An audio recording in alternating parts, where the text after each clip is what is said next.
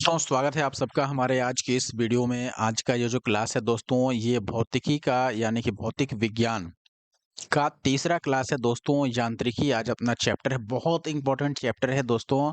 आपने 11th में 9th class में यांत्रिकी जरूर पढ़ा होगा। इसमें आपको द्रव्यमान यानी मास, फिर गति, मोशन, बल, फोर्स, फिर शक्ति यानी कि पावर, ऊर्जा, एनर्जी, त्वरण, एक्सिलरेशन, फिर संवेग यानी मोमेंटम, वर्क, और फिर यहाँ पर इत्यादि के बारे में पढ़ेंगे। तो आप टॉपिक्स से समझ सकते हैं कितना इम्पोर्टेंट है। अक्सर जब एग्जाम्स में न्यूमेरिकल क्वेश्चन पूछे जाते हैं, आंकिक प्रश्न, तो वो इन्हीं सभी टॉपिक से ज़्यादातर देखे जाते हैं। तो स्टार्ट करने से पहले बस मैं यही चाहूँगा, अगर आपने फिजिक्स का क्लास 1 और 2 यानी फर्स्ट एंड सेकंड आपने नहीं देखा है तो ज़रूर जा कर के देख लीजिए। ये थर्ड क्लास है फिजिक्स का। आई होप कि आप कंप्लीट देखेंगे और आपको वीडियो पसंद आएगा। अगर आपको वीडियो अच्छी लगे तो आप हमारा YouTube channel the GS solver subscribe करना और वीडियो को लाइक करना बिल्कुल ना भूलें। अगर आप इस चैनल पे नए हैं तो प्लीज़ सब्सक्राइब कर लीजिए, दोस्तों के साथ शेयर भी कर सकते हैं। क्लास की पीडीएफ हमेशा की तरह आपको हमारे Telegram group the GS solver पर देखने को मिल जाएगा, आप वहाँ से डाउनलोड कर सकते हैं। क्लास की केवल पीडीएफ वहाँ प्रोवाइड कराई जाती है, ना कि बुक की। मैं पहले ही क्लियर कर देता हूँ। अब मैं आगे बढ़ जाता हूँ और स्टार्ट करता हूँ। पहले बुक का नोट्स मैं आपको एक्सप्लेन कर दूंगा, बहुत अच्छे से एक्सप्लेन करूंगा ताकि आपको हर एक चीज़ें अच्छे से क्लियर हो जाएं और आप एग्जाम में उसको सही मार्क करके आ सकें। और फिर हम जो भी एमसीक्यूज हैं, क्वेश्चन पूछे गए हैं, वो सारे हम कवर करेंगे। चलिए दोस्तों शुरू करते हैं। पहले बुक का नोट्स। यांत्रिकी में आज हम कौन-कौन सा टॉपिक पढ़ने वाले हैं आप देख सकते हैं। द्रव्यमान, गति, बल, त्वरण, संवेग, कार्य, शक्ति और ऊर्जा। सबसे पहले तो हम यांत्रिकी यानी कि मैकेनिक्स की ही बात कर लेते हैं। देखिए, भौतिक विज्ञान की वह शाखा जिसमें पिंडों पर बल लगाने या उन्हें विस्थापित करने पर उनके व्यवहार में होने वाले परिवर्तनों का अध्ययन करते हैं, उनको हम यांत्रिकी कहते हैं। चाहे पिंड का मतलब यहाँ किसी वस्तु से है, कोई भी वस्तु हो, जैसे मान लो ईंट है। अब इस ईंट पर मुझे फोर्स लगाना है, मान लो मैंने इधर से बल लगाया, इस डायरेक्शन से बल लगाएंगे तो इसकी स्थिति में क्या परिवर्तन होगा, इसके व्यवहार में क्या परिवर्तन होगा, दोनों तरफ से बल लगा दें तब क्या होगा, तीन तरफ से बल लगा दें तब क्या होगा। ये सारी चीजें हम पढ़ते हैं यांत्रिकी में। अब दूसरा जो अपना भौतिक राशि है वो है भार, जिसको हम वेट बोलते हैं। किसी वस्तु पर पृथ्वी द्वारा लगाया गया आकर्षण बल उस वस्तु का भार कहलाता है। देखिए, भार और द्रव्यमान में अक्सर लोग कंफ्यूज होते हैं, दोनों अलग अलग चीजें हैं। भार जो है वो किसी वस्तु पर पृथ्वी द्वारा लगाया गया आकर्षण बल है, और चूंकि यह एक प्रकार का बल है इसलिए भार का जो एसआई मात्रक होता है दोस्तों, वो न्यूटन होता है, एसआई मात्रक।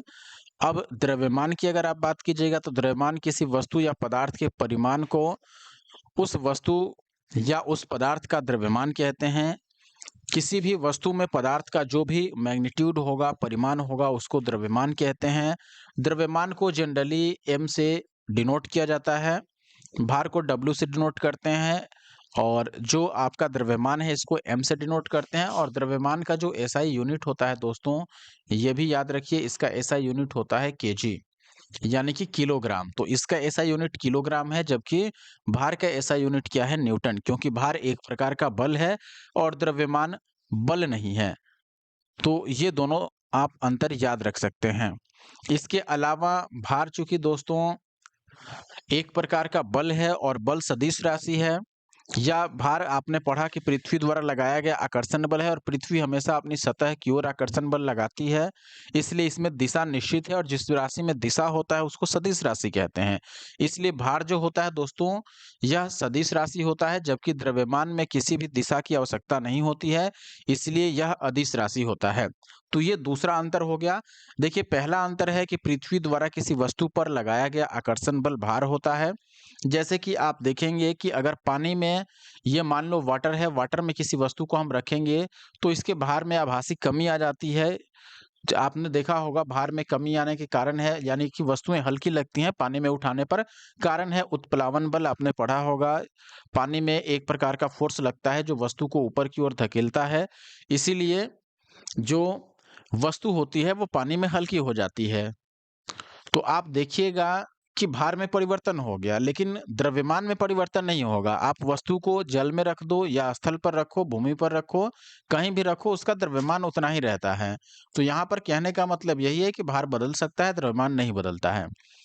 तो चूंकि यह वस्तु का परिमाण ही है, इसीलिए परिमाण नहीं बदलने वाला है। उसको काट कर 2-3 टुकड़े कीजिएगा, तब परिमाण परिमाण उसका चेंज होगा। मात्रक में भी मैंने बता दिया, भार का मात्रक न्यूटन होता है, जबकि द्रव्यमान का मात्रक क्या होता है, कई बार ग्राम या फिर किलोग्राम, ऐसा यूनिट में किलोग्राम कहा जाता है। और सीजीएस पद्धति जो होता है उसमें इसका यूनिट ग्राम चलता है। फिर तीसरा मैंने बता दिया किस प्रकार की राशि है, भार सदिश राशि है, जबकि द्रव्यमान अदिश राशि है। सदिश यानी कि वेक्टर क्वांटिटी और अदिश यानी कि स्केलर क्वांटिटी है। फिर चौथा क्या है, वस्तु का भार भिन्न भिन्न स्थानों पर भिन्न भिन्न हो सकता है। मैंने बोला क्योंकि यह गुरुत्वाकर्षण बल पर निर्भर कर रहा है। गुरुत्वाकर्षण बल अगर बढ़ जाए, कम हो जाए, तो वैसे में इसका मान भी बढ़ घट सकता है। चंद्रमा पर कुछ और हो जाएगा भार, क्योंकि वहां जो गुरुत्वाकर्षण बल है वो अलग है, कम है। पृथ्वी पर अलग है, दूसरे ग्रह पर जाइएगा तो भार अलग हो सकता है। जल में मैंने बता ही दिया, लेकिन किसी भी वस्तु का द्रव्यमान प्रत्येक स्थान पर अचर रहता है। अचर मीन्स कांस्टेंट रहता है, वही रहता है, चेंज नहीं होगा। आई होप कि आप ये अंतर समझ पाए होंगे। अब एक और ऐसा ही प्रश्न आपने 9th में और 11th में ही जरूर पढ़ा होगा, नहीं पढ़ा है तो अभी पढ़ लीजिए। दूरी और विस्थापन, दूरी को डिस्टेंस बोलते हैं और विस्थापन को डिस्प्लेसमेंट बोलते हैं। तो दोनों में अंतर क्या है? देखिए, कई बार दूरी और विस्थापन दोनों लोग एक ही समझ लेते हैं। प्रतिदिन की भाषा में दूरी और विस्थापन एक ही अर्थ में प्रयोग किए जाते हैं, यानी कि लोग एक ही अर्थ में इसको लेते हैं, लेकिन फिजिक्स में दोनों का मतलब अलग-अलग है। जब एक वस्तु एक बिंदु से दूसरे बिंदु की ओर चलती है, तो चली गई दूरी वस्तु द्वारा तय किए गए प्रत्यक्ष मार्ग की वास्तविक लंबाई होती है। ये बहुत इंपॉर्टेंट लाइन है, याद रखिए। वस्तु द्वारा तय किए गए अप्रत्यक्ष मार्ग की वास्तविक लंबाई जो होती है, उसको हम दूरी कहते हैं। इसके बदले अगर आप विस्थापन की बात कीजिएगा, तो विस्थापन में देखिए दोस्तों, विस्थापन प्रारंभिक और अंतिम स्थितियों के बीच सीधी रेखा मार्ग को बतलाता है, यानी कि जो न्यूनतम दूरी होती है उसको हम विस्थापन कहते हैं। जैसे आप सामान्य भाषा में अगर अंतर समझो, मान लो मुझे ए से लेकर के और बी तक जाना है। अब ये दोनों पॉइंट है, मान लो मैंने ऐसे यहाँ से यहाँ तक मैं चला गया, ठीक है। आप ऐसे समझो कि ए से बी तक जाने के दो रास्ते हैं आपके पास। या तो आप ए से बी ऐसे डायरेक्ट चले जाओ, या एक तीसरा शहर मान लो इधर सी है और आप पहले ए से सी गए और फिर सी से कहाँ गए, बी की तरफ गए। तो दोनों ही कंडीशन में आप बी पर पहुंच रहे हैं। पहला कंडीशन है कि आपने पहले ए सी कवर किया, फिर सी बी कवर किया, और दूसरा था कि डायरेक्ट आपने ए बी कवर कर लिया। तो होगा क्या, देखिए, अगर आप इस रास्ते से जा रहे हैं, ए से गए सी पर और सी से गए बी पर, और मैंने बोल दिया कि ए से सी तक की दूरी मान लो 100 किलोमीटर थी और सी से बी तक की दूरी मान लो 10 किलोमीटर है, तो ओवरऑल दूरी कितनी हो गई, 110 किलोमीटर है। और अगर ए से बी तक की डायरेक्ट दूरी दूरी मैं बोल देता हूं कि ये 70 किलोमीटर है, तो आपने अगर सीधा आप जाते तो 70 किलोमीटर की दूरी आप तय करते। अब देखो, 2 मैंने ये पहला तरीका बताया, दूसरा तरीका, पहला तरीका कि आप ए से सी जाओ और फिर सी से बी जाओ और बी पे पहुँच जाओ। दूसरा तरीका कि ए से डायरेक्ट बी पे चले जाओ। तो पहले केस में क्या होगा कि ए से आप सी गए और सी से बी गए, तो आपसे पूछा जाए कि चलो कुल दूरी अब बताओ कि कुल दूरी कितना हुआ?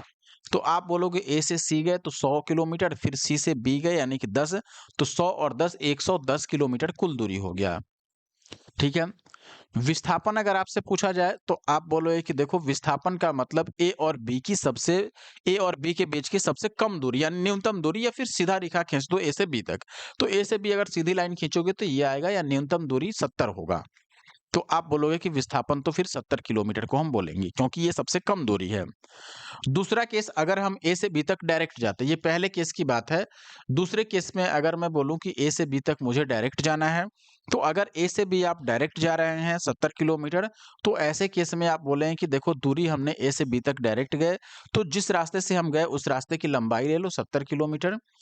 और अगर आपसे विस्थापन पूछा जाए तो विस्थापन अभी भी वही न्यूनतम दूरी ही होगा, और ए और बी के बीच की चूंकि न्यूनतम दूरी 70 ही है, तो आप बोलोगे विस्थापन कितना हुआ, 70 ही हुआ, क्योंकि दोनों सेम सेम वही रास्ता है जिस रास्ते से आप गए हैं और वो सबसे कम दूरी भी है। तो सबसे कम दूरी होने के कारण वो विस्थापन कहलाएगा और जिस रास्ते से आप गए हैं तो उस रास्ते की लंबाई दूरी कहलाएगी। इसको मैं और थोड़ा एक और एग्जांपल से समझाना चाहूँगा ताकि आप बहुत अच्छे से समझ पाएँ। देखो अब मुझे मान लो एक व्यक्ति है कि ए से क्या किया वो गया बी पर, या चलो ए बी अब हटाओ। अब हम शहरों के नाम लिख लेते हैं। मान लो एक व्यक्ति है वो पटना से निकला, पटना से गया दिल्ली और दिल्ली से वापिस मान लो वो मान लेते हैं कि चलो लखनऊ आया और लखनऊ से वापिस पटना आ गया, ठीक है? तो पटना से दिल्ली गया, दिल्ली से लखनऊ और लखनऊ से वापिस पटना। तो अब मैं बोला कि देखो पटना से निकले और वापिस पटना पर आ गए और पटना से दिल्ली मान के चलो ये 1000 किलोमीटर है, मान के चलते हैं। दिल्ली से लखनऊ मैंने बोल दिया कि चलो ये 400 किलोमीटर है ऐसा। लखनऊ से पटना मैंने बोल दिया कि चलो ये 600 किलोमीटर है। ठीक है?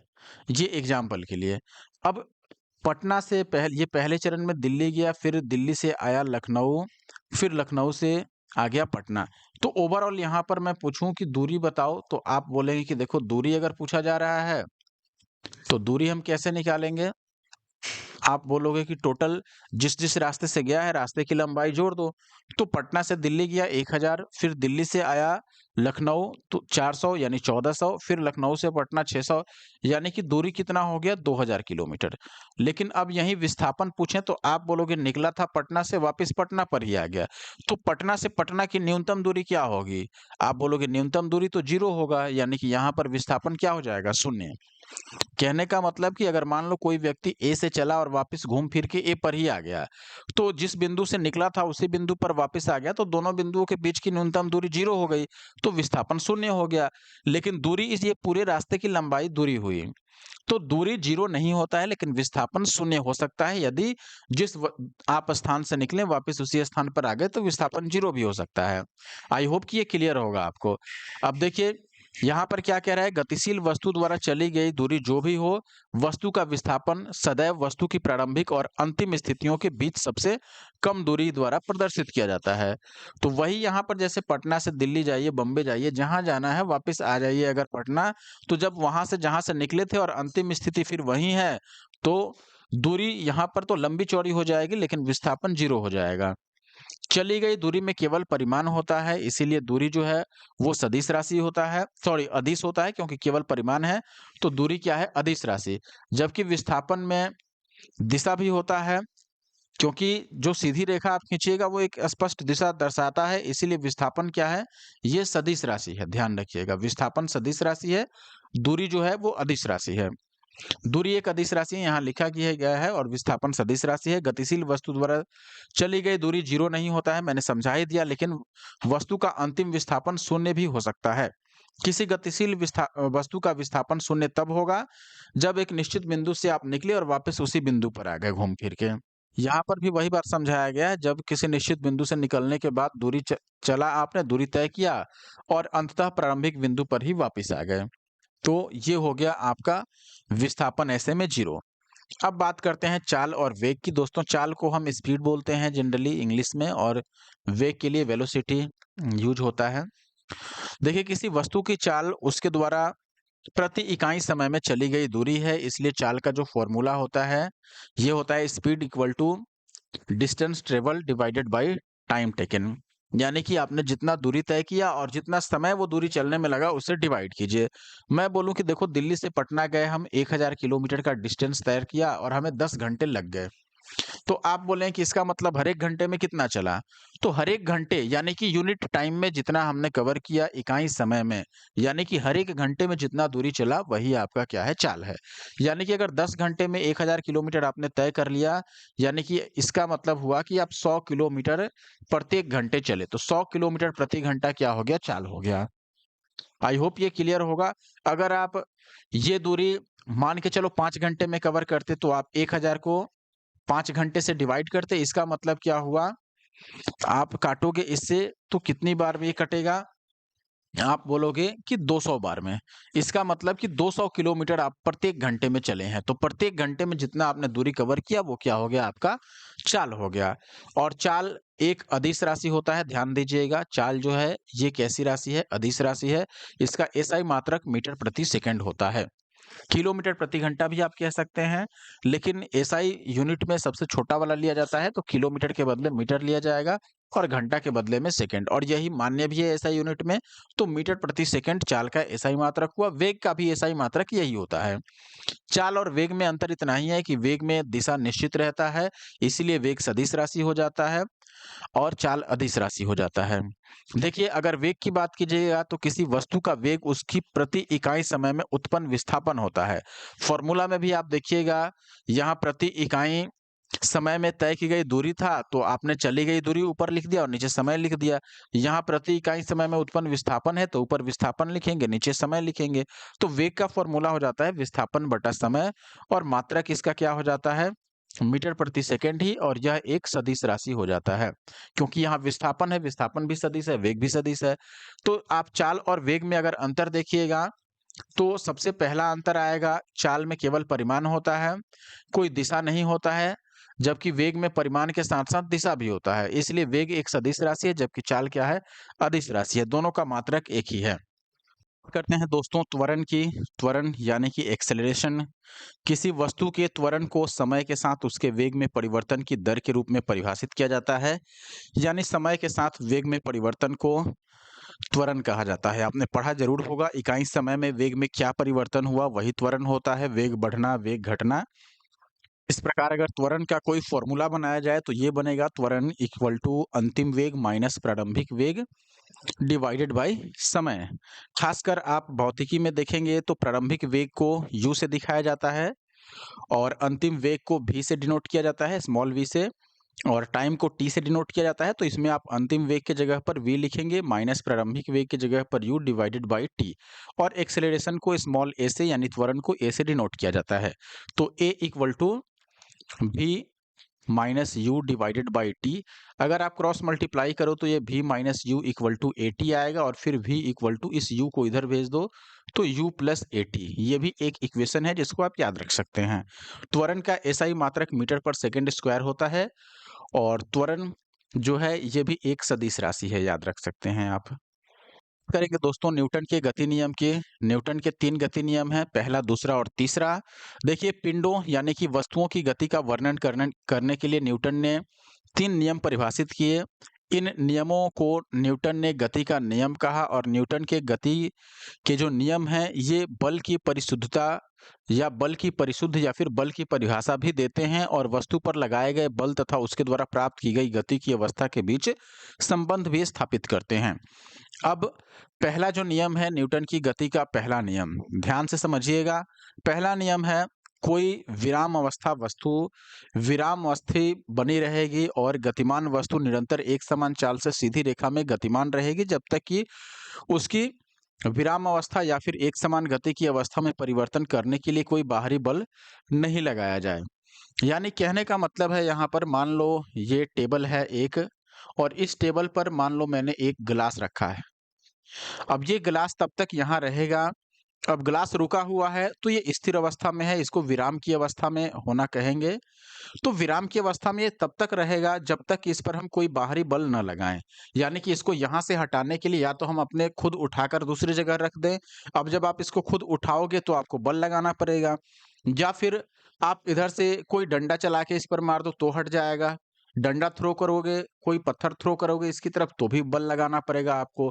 यानी कि इसको यहाँ से हटाने के लिए, इसका पोजीशन चेंज करने के लिए फोर्स लगाना पड़ेगा। तो ये रुका हुआ है तो विराम अवस्था में है।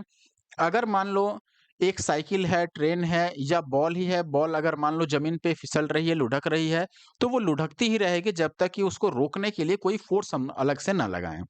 तो यही न्यूटन ने कहा पहले गति नियम में कि कोई भी वस्तु अपनी पहले की अवस्था यानी पूर्वावस्था बनाए रखती है, और तब तक बनाए रखती है जब तक कि उस पर कोई बाह्य बल लगाकर हम उसकी अवस्था में परिवर्तन नहीं कर दें।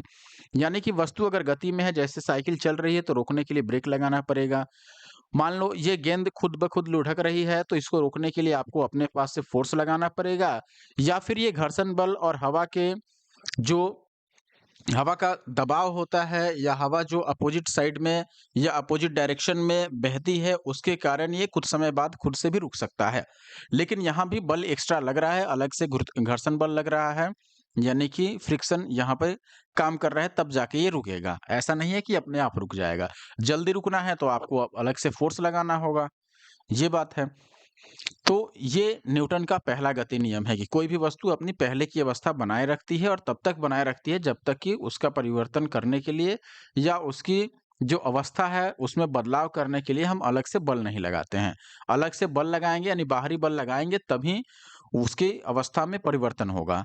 दूसरा, आप यहाँ पर एक चीज और देखिए, उल्लेखनीय है कि वस्तु के विरामस्थ रहने की अथवा गतिमान है तो एक सीधी रेखा में निरंतर गतिमान रहने की प्रवृत्ति जड़त्व कहलाती है। इसको आप आसान तौर पर ऐसे समझ सकते हैं कि कोई भी वस्तु अपनी पूर्वावस्था बनाए रखना चाहती है। पूर्वावस्था यानी कि पूर्व की अवस्था, पूर्व की स्थिति या पूर्व की अवस्था, अगर पहले से वह विराम अवस्था में है तो विराम में ही रहना चाहती है या विराम में ही रहेगी। अगर गतिशील वस्तु है तो वो गति में ही रहेगी और अपनी ये पहले की जो स्थिति वस्तु बनाए रखना चाहती है या बनाए रखती है, इस प्रवृत्ति को हम जड़त्व यानी कि इनर्शिया कहते हैं, ये आप समझ लीजिएगा। तो यहाँ से जड़त्व की परिभाषा भी प्राप्त होती है, इसीलिए कई बार ये पूछा जाता है कि जड़त्व का नियम किसको कहा जाता है, तो ये न्यूटन के प्रथम गति नियम से मिलता-जुलता है। आप देखिए यहाँ पर वास्तव में द्रव्यमान किसी वस्तु के जड़त्व की माप है। वस्तु में यदि अधिक द्रव्यमान होगा तो जड़त्व भी अधिक होगा, अर्थात हल्की वस्तुओं की अपेक्षा भारी वस्तुओं में जड़त्व अधिक होता है। न्यूटन के दूसरे गति नियम की हम बात करते हैं। देखिए यहाँ पर क्या है, न्यूटन की गति का जो प्रथम नियम था उससे यह स्पष्ट हो गया कि किसी वस्तु पर बाह्य बल लगाने से उसकी गति में परिवर्तन हो सकता है या फिर उसकी स्थिति में परिवर्तन हो जाएगा। रुकी हुई वस्तु को गतिशील हम कर सकते हैं बल लगा के, गतिशील वस्तु को रोक सकते हैं यानी स्थिर अवस्था में ला सकते हैं, लेकिन उसके लिए बाहरी बल अप्लाई करना होगा। देखिए गति में परिवर्तन होने का अर्थ वस्तु में त्वरण उपस्थित होने से है। ये गति में परिवर्तन होगा तो त्वरण होगा ही, त्वरण का मतलब ही है वेग में परिवर्तन। तो अगर गति में परिवर्तन होता है तो त्वरण उत्पन्न होता है वहां निश्चित तौर पर, अतः किसी वस्तु पर बल लगाने से उसमें त्वरण उत्पन्न होता है, ये बात तय है। त्वरण का मतलब कि वस्तु का स्पीड वेग यानी वेलोसिटी को आप बढ़ा रहे हैं या घटा रहे हैं, वही त्वरण है। प्रयोगों में यह देखा गया कि किसी वस्तु पर आरोपित बल उस वस्तु के द्रव्यमान तथा वस्तु में बल की दिशा में उत्पन्न त्वरण के गुणनफल के बराबर होता है। इसलिए बल का जो सूत्र है, फॉर्मूला है, वो है द्रव्यमान गुना त्वरण, मास इनटू एक्सेलरेशन। जनरली इसको F इक्वल टू ma ऐसे लिख के डिनोट किया जाता है। m का मतलब मास, a का मतलब एक्सेलरेशन, F फॉर फोर्स। इस समीकरण को ही न्यूटन का दूसरा गति नियम कहते हैं।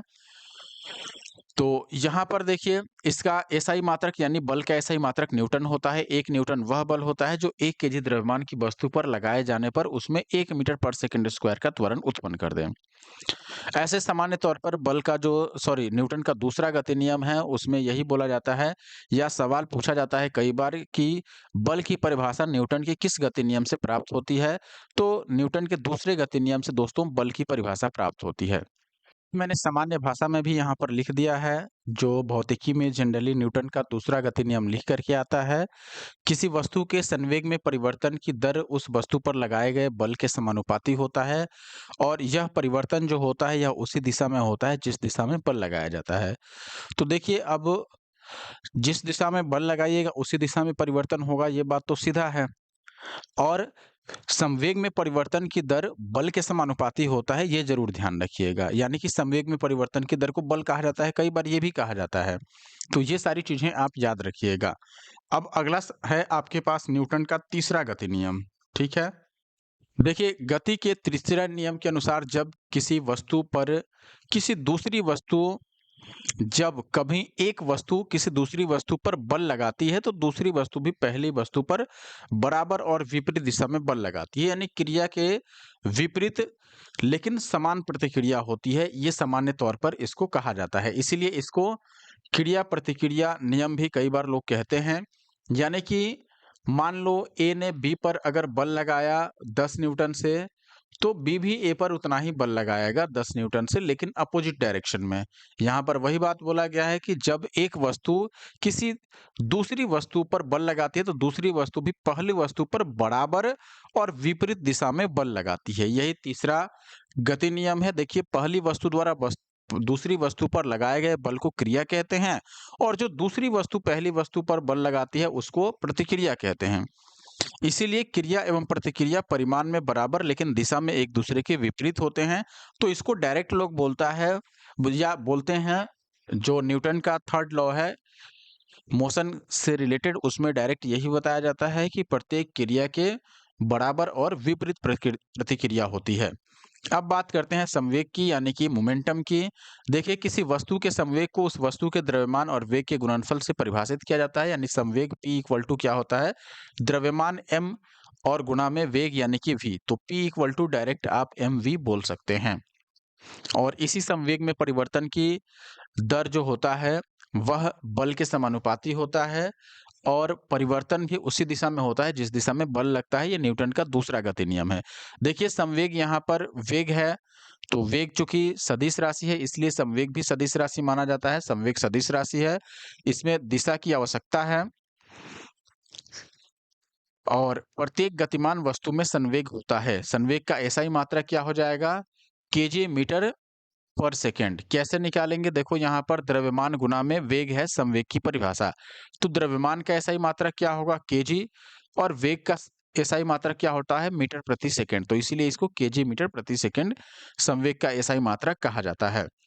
अब देखिए, संवेग में परिवर्तन, अभी मैंने बताया ही था, किसी वस्तु के संवेग में परिवर्तन की दर वस्तु पर लगे बाह्य बल के समानुपाती होती है। संवेग में परिवर्तन सदैव बल की दिशा में ही होता है।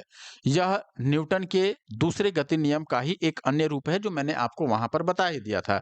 इससे ये क्लियर है दोस्तों कि बल जो होगा ये समानुपाती होगा, यानी प्रोपोर्शनल टू होगा किसके, संवेग में परिवर्तन की दर। दर का मतलब समय से उसको डिवाइड कर दो, तो संवेग में परिवर्तन जो भी हो रहा है उसको टाइम से डिवाइड कर दोगे तो वो उसका दर हो जाएगा, यानी रेट हो जाएगा, change of rate in momentum. तो ये प्रोपोर्शनल हो गया किसके, फोर्स के। अब मान लो हमने द्रव्यमान को m से दिखाया, प्रारंभिक वेग को u से दिखाया, और अंतिम वेग को हमने v से दिखा दिया। तो अगर प्रारंभिक वेग को ही मैंने u से दिखा दिया, द्रव्यमान को हमने m से दिखा दिया, तो जो प्रारंभिक संवेग बनेगा P इक्वल टू आपने पढ़ा था mv, यानी द्रव्यमान गुना में वेग। तो द्रव्यमान यहाँ m है, वेग में है u, तो हमने प्रारंभिक संवेग बोल दिया mu। ऐसे ही अंतिम संवेग लिखना होगा तो हम mv लिखेंगे। द्रव्यमान तो वही रहेगा, द्रव्यमान बदलता नहीं है, और अंतिम वेग यहाँ पर आ गया तो प्रारंभिक वेग u के बदले में हमने अंतिम वेग v लिख दिया। v का मतलब अंतिम वेग से है। तो ये अंतिम संवेग हो गया, ये प्रारंभिक संवेग। तो संवेग में परिवर्तन, किसी भी चीज में परिवर्तन कैसे निकालते हैं, लास्ट माइनस फर्स्ट। तो संवेग में परिवर्तन आप कैसे लिखेंगे, यहाँ पर अंतिम संवेग यानी mv जो हमने निकाला था यहाँ पर, और माइनस प्रारंभिक संवेग यानी कि mu। अब इसका रेट कैसे लिखोगे, इसको टाइम से डिवाइड कर दो।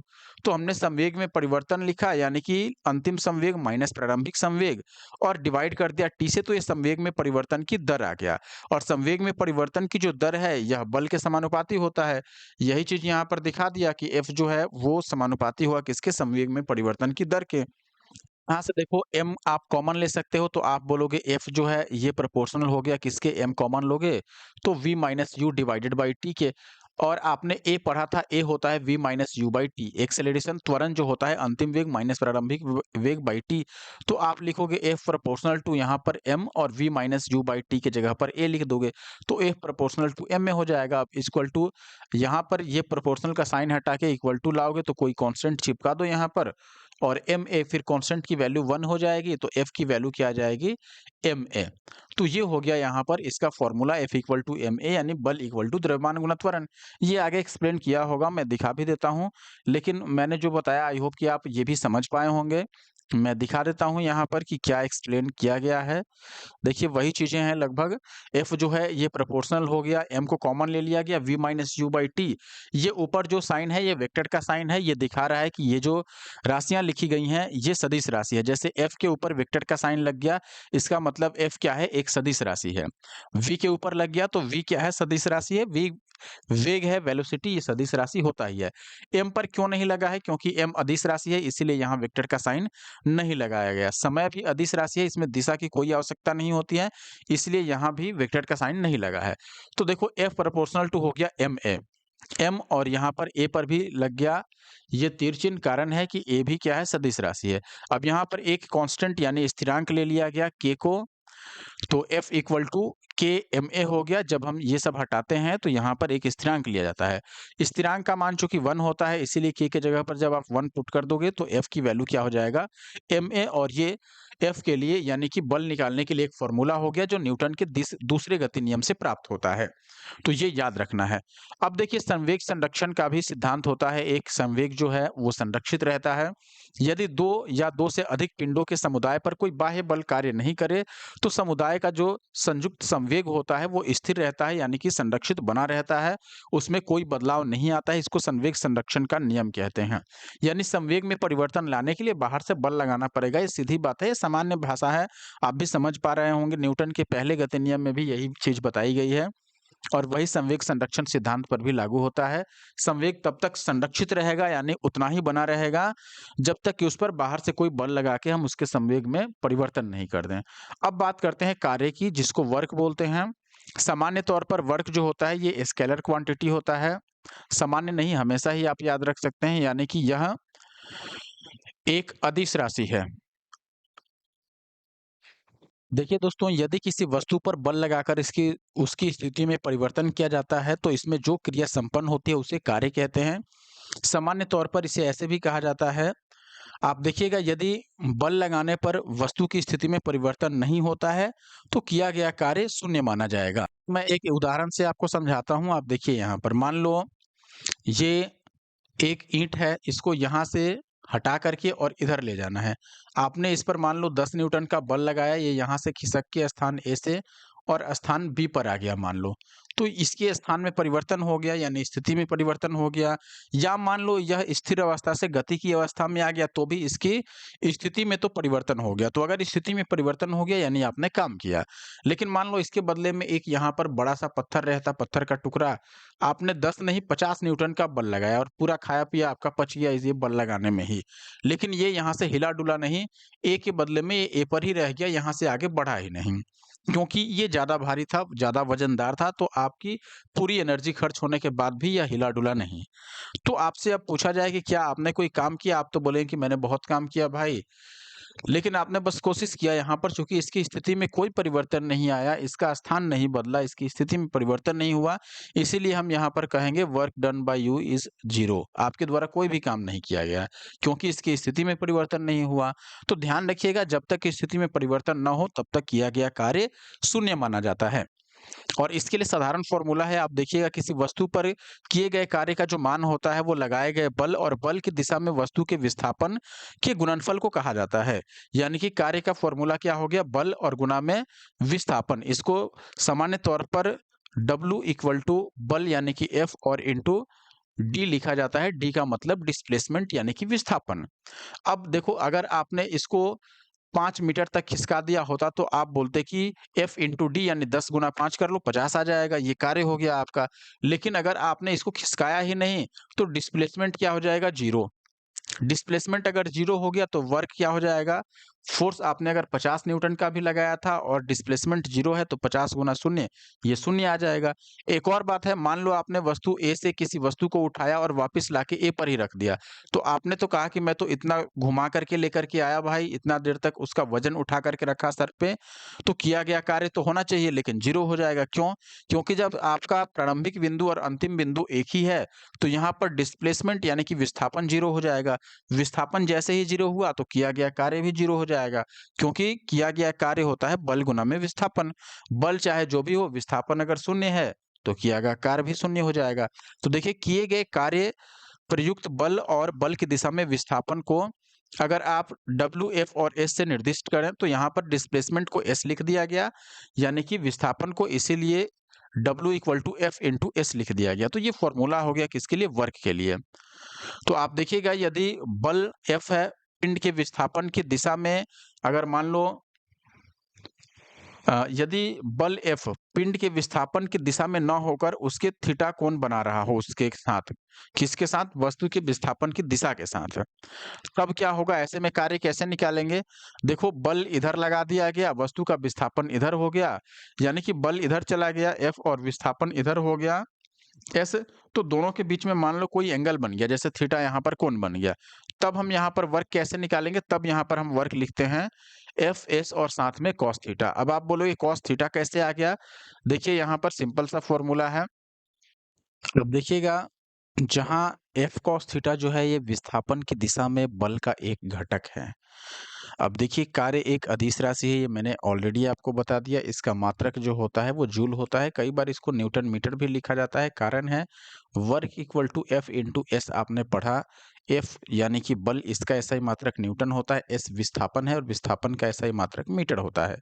तो इसीलिए कार्य के ऐसा ही मात्रक को न्यूटन मीटर कहा जाता है और यही न्यूटन मीटर जूल भी कहलाता है, यानी कि 1 न्यूटन मीटर 1 जूल के बराबर होता है। सामान्य तौर पर आपको अधिकांश जगहों पर जूल ही मिलेगा ऑप्शन में, लेकिन कई बार जूल ऑप्शन में नहीं होता है तो न्यूटन मीटर देखने को मिलेगा। अगर दोनों मिल जाए तो दोनों ही सही होगा। यदि 1 न्यूटन का बल किसी पिंड को बल की दिशा में 1 मीटर विस्थापित करे तो उसको 1 जूल कहते हैं, कई किए गए कार्य को। अब देखिए, शक्ति यानी कि पावर की हम बात करते हैं। किसी मशीन अथवा कार्य करने वाले के द्वारा कार्य करने की दर को, यानी इकाई समय में किए गए कार्य को उसकी शक्ति कहते हैं। इसीलिए शक्ति जो है इसको कार्य करने की दर कहा जाता है। तो कार्य को जब समय से डिवाइड कीजिएगा तो इसका रेट निकल आएगा।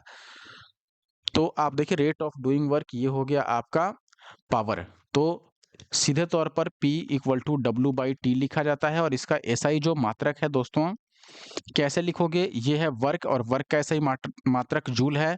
टाइम के लिए सेकंड है तो जूल प्रति सेकंड इसको बोला जाता है। जूल प्रति सेकंड आप बोलो या पावर का SI मात्रक वाट डायरेक्ट भी बोला जाता है। तो वाट इसका SI मात्रक है जिसको जूल प्रति सेकंड भी आप कह सकते हैं। दोनों एक ही बात हुआ।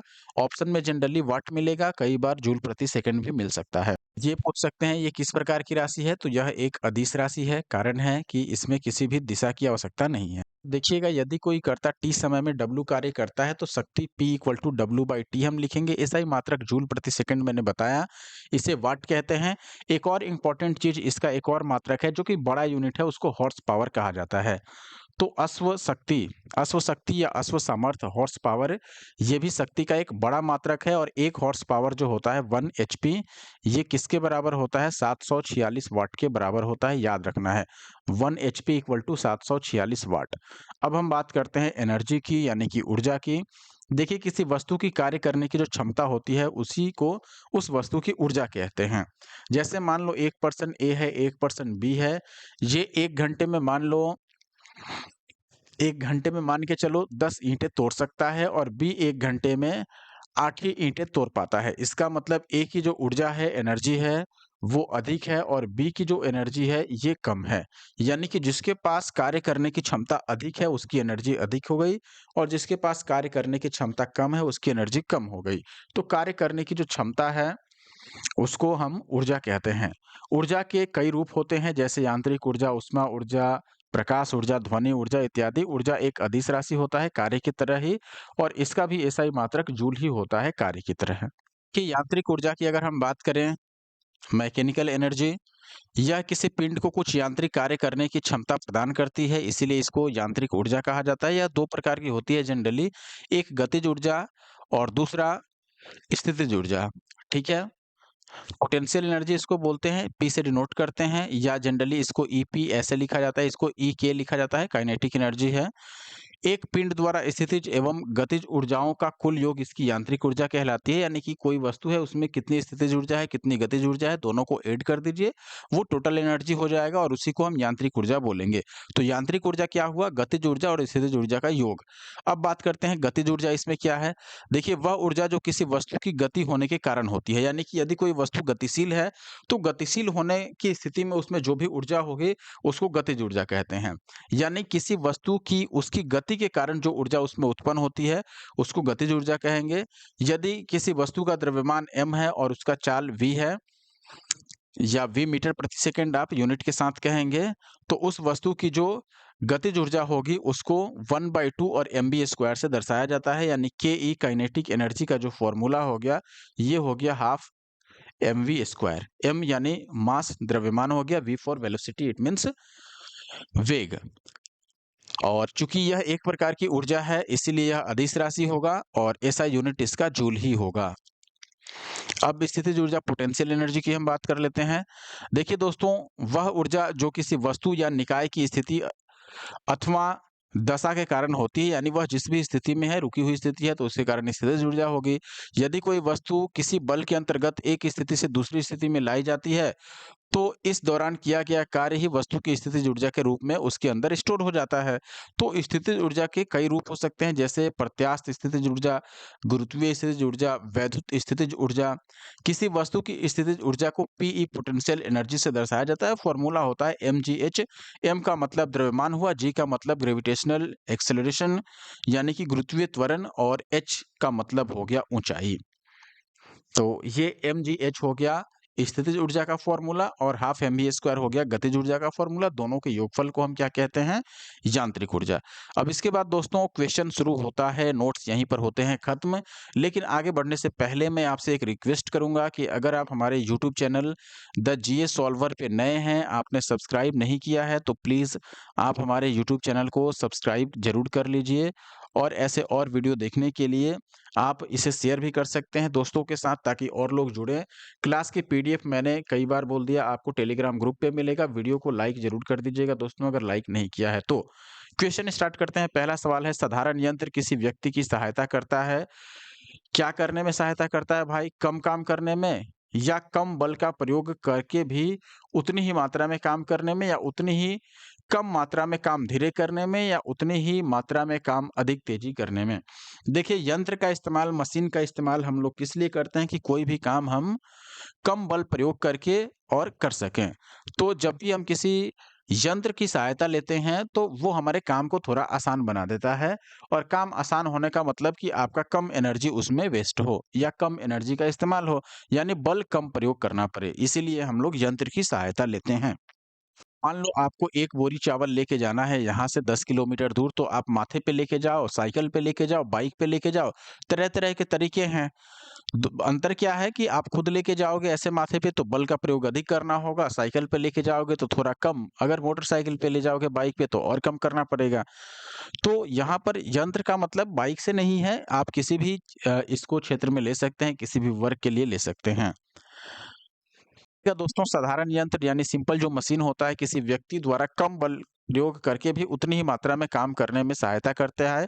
जैसे गगारी हो गया, पुली, यानी कि मान लो आपको अ, कुएँ से पानी निकालना है, तो वहाँ पर पुली या धुरी का इस्तेमाल कर लिया जाता है। बाल्टी डालकर रस्सी की सहायता से आप एक तो डायरेक्ट खींचिए, एक पुली के सहारे खींचिए, दोनों में बहुत अंतर है। पुली में बल कम लगाना पड़ता है। पहिया एवं धुरी लगा देना, उत्तोलक का इस्तेमाल करना, पेंच का इस्तेमाल करना। एक व्यक्ति एक संवेदनशील यानी सेंसिटिव तराजू पर खड़ा है, यदि वह गहरी सांस अंदर लेता है, तो तराजू की रीडिंग बढ़ेगी या घटेगी, या उतना ही रहेगी, ये आपको बताना है। या उस पर कोई प्रभाव नहीं पड़ेगा, वह बढ़ेगी या घटेगी, यह वायुमंडलीय दबाव पर निर्भर करेगा। इसमें से कौन सा सही है? अब आप थोड़ा-सा अगर दिमाग लगाओगे तो आप इज़िली बता सकते हैं दोस्तों कि ऐसी स्थिति में तराजू की जो रीडिंग होगी वो निश्चित तौर पर बढ़ेगी। हवा जो है, साँस लेने का मतलब हवा को अंदर खींचना हुआ, और हवा का भी वज़न होता है निश्चित तौर पर। हवा चूँकि पदार्थ है तो उसका अपना द्रव्यमान है, भार है, इसलिए, और वो भी दबाव बनाता है, इसीलिए जितना हवा आप अंदर लेंगे उसके वज़न के बराबर वज़न तो बढ़ेगा। आप देखिए, व्यक्ति की गहरी साँस लेने यानी इन्हेल करने से तराजू की रीडिंग बढ़ेगी निश्चित तौर पर, अर्थात तराजू द्वारा व्यक्ति का वज़न अधिक दर्शाया जाएगा। देखिए, 1 लीटर जो हवा है इसका वज़न लगभग 1.225 ग्राम होता है। इसलिए अगर 1 लीटर हवा अंदर खींच लिया गया साँस लेने के क्रम में, तो समझिए कि व्यक्ति का जो वज़न होगा वो 1.225 ग्राम बढ़ जाएगा। हालाँकि व्यक्ति के घनत्व में ज़रूर कमी दर्ज होगी। देखिएगा दोस्तों, यहाँ पूछा गया है निम्नलिखित में से कौन-सी राशि सदिश नहीं है, यानी वेक्टर नहीं है। विस्थापन मैंने बताया था कि ये सदिश राशि होता है, वेग भी सदिश होता है, बल ये भी सदिश राशि है, क्योंकि एक निश्चित दिशा में बल लगाइएगा। मान लो किसी वस्तु को आगे धकेलना होगा तो आगे की तरफ बल लगाइएगा, पीछे धकेलना होगा पीछे की तरफ बल लगाइएगा। इस प्रकार बल भी एक सदिश राशि है। अब बात करते हैं हम आयतन की। आयतन जो है दोस्तों ये एक अदिश राशि है, क्योंकि आयतन में किसी भी दिशा की आवश्यकता नहीं होती है। वॉल्यूम जो है वो स्केलर है। वे राशियां जिनको व्यक्त करने के लिए दिशा और साथ में परिमाण। देखिए परिमाण तो सभी राशियों में रहता है, परिमाण रहेगा तभी उसको भौतिक राशि बोलेंगे। परिमाण का मतलब उसकी कुछ मात्रा होनी चाहिए। अब इसके अलावा परिमाण के अलावा अगर उसको व्यक्त करने के लिए, उसको दर्शाने के लिए, समझाने के लिए दिशा का होना आवश्यक है अगर, तो वो सदिश होगी। सदिश यानी दिशा के साथ, सीधे समझिए वो सदिश राशि होगा, वेक्टर। जिन राशियों को व्यक्त करने के लिए केवल परिमाण की आवश्यकता होती है, दिशा की कोई आवश्यकता नहीं है, उनको अदिश कहते हैं। अदिश यानी बिना दिशा वाला, ऐसे याद रख सकते हैं। बल, वेग, विस्थापन, त्वरण, संवेग, आवेग सदिश राशियां हैं। आयतन जो है वो एक अदिश राशि है। अगला सवाल आप देखेंगे, मिलता जुलता सवाल है, निम्नलिखित में से कौन सी सदिश राशि है? समय अदिश है दोस्तों, क्योंकि समय में कोई दिशा नहीं रहता है। चाल भी अदिश है और दूरी जो है ये भी अदिश राशि है। बचा आपका डिस्प्लेसमेंट, ये सदिश राशि है। हमने पिछले क्वेश्चन में भी ये पढ़ा था। अगला सवाल आप देखिएगा, यहाँ भी पूछा गया है कौन सी राशि सदिश राशि नहीं है।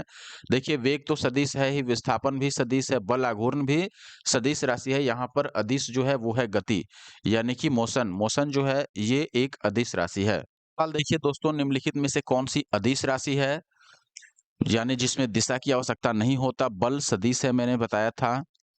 वेग भी सदिश है दोस्तों। त्वरण जो है ये भी सदिश राशि है।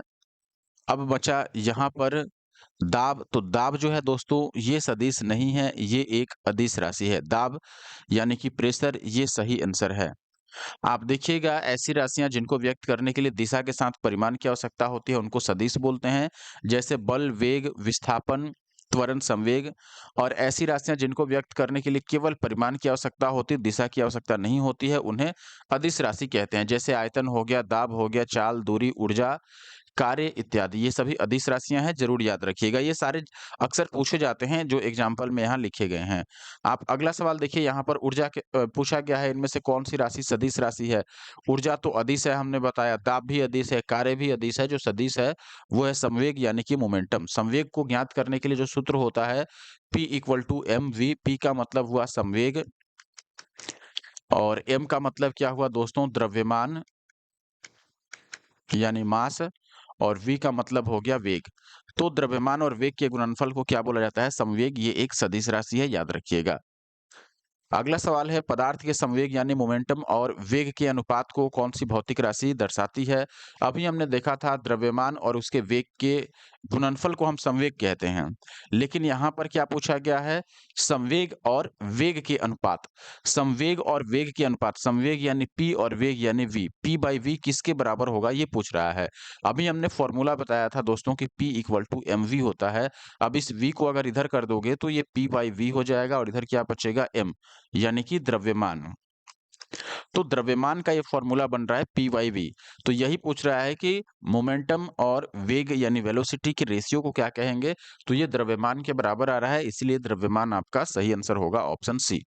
आप देखिएगा यहाँ पर किसी वस्तु के द्रव्यमान और वेग के गुणनफल को संवेग कहते हैं। फॉर्मूला गिवन है यहाँ पर, संवेग बराबर होता है द्रव्यमान गुना वेग, और द्रव्यमान केवल इसकी वैल्यू निकालोगे तो वेग इधर आ जाएगा अपोन में। इट मीन्स द्रव्यमान बराबर होगा संवेग डिवाइडेड बाई वेग के।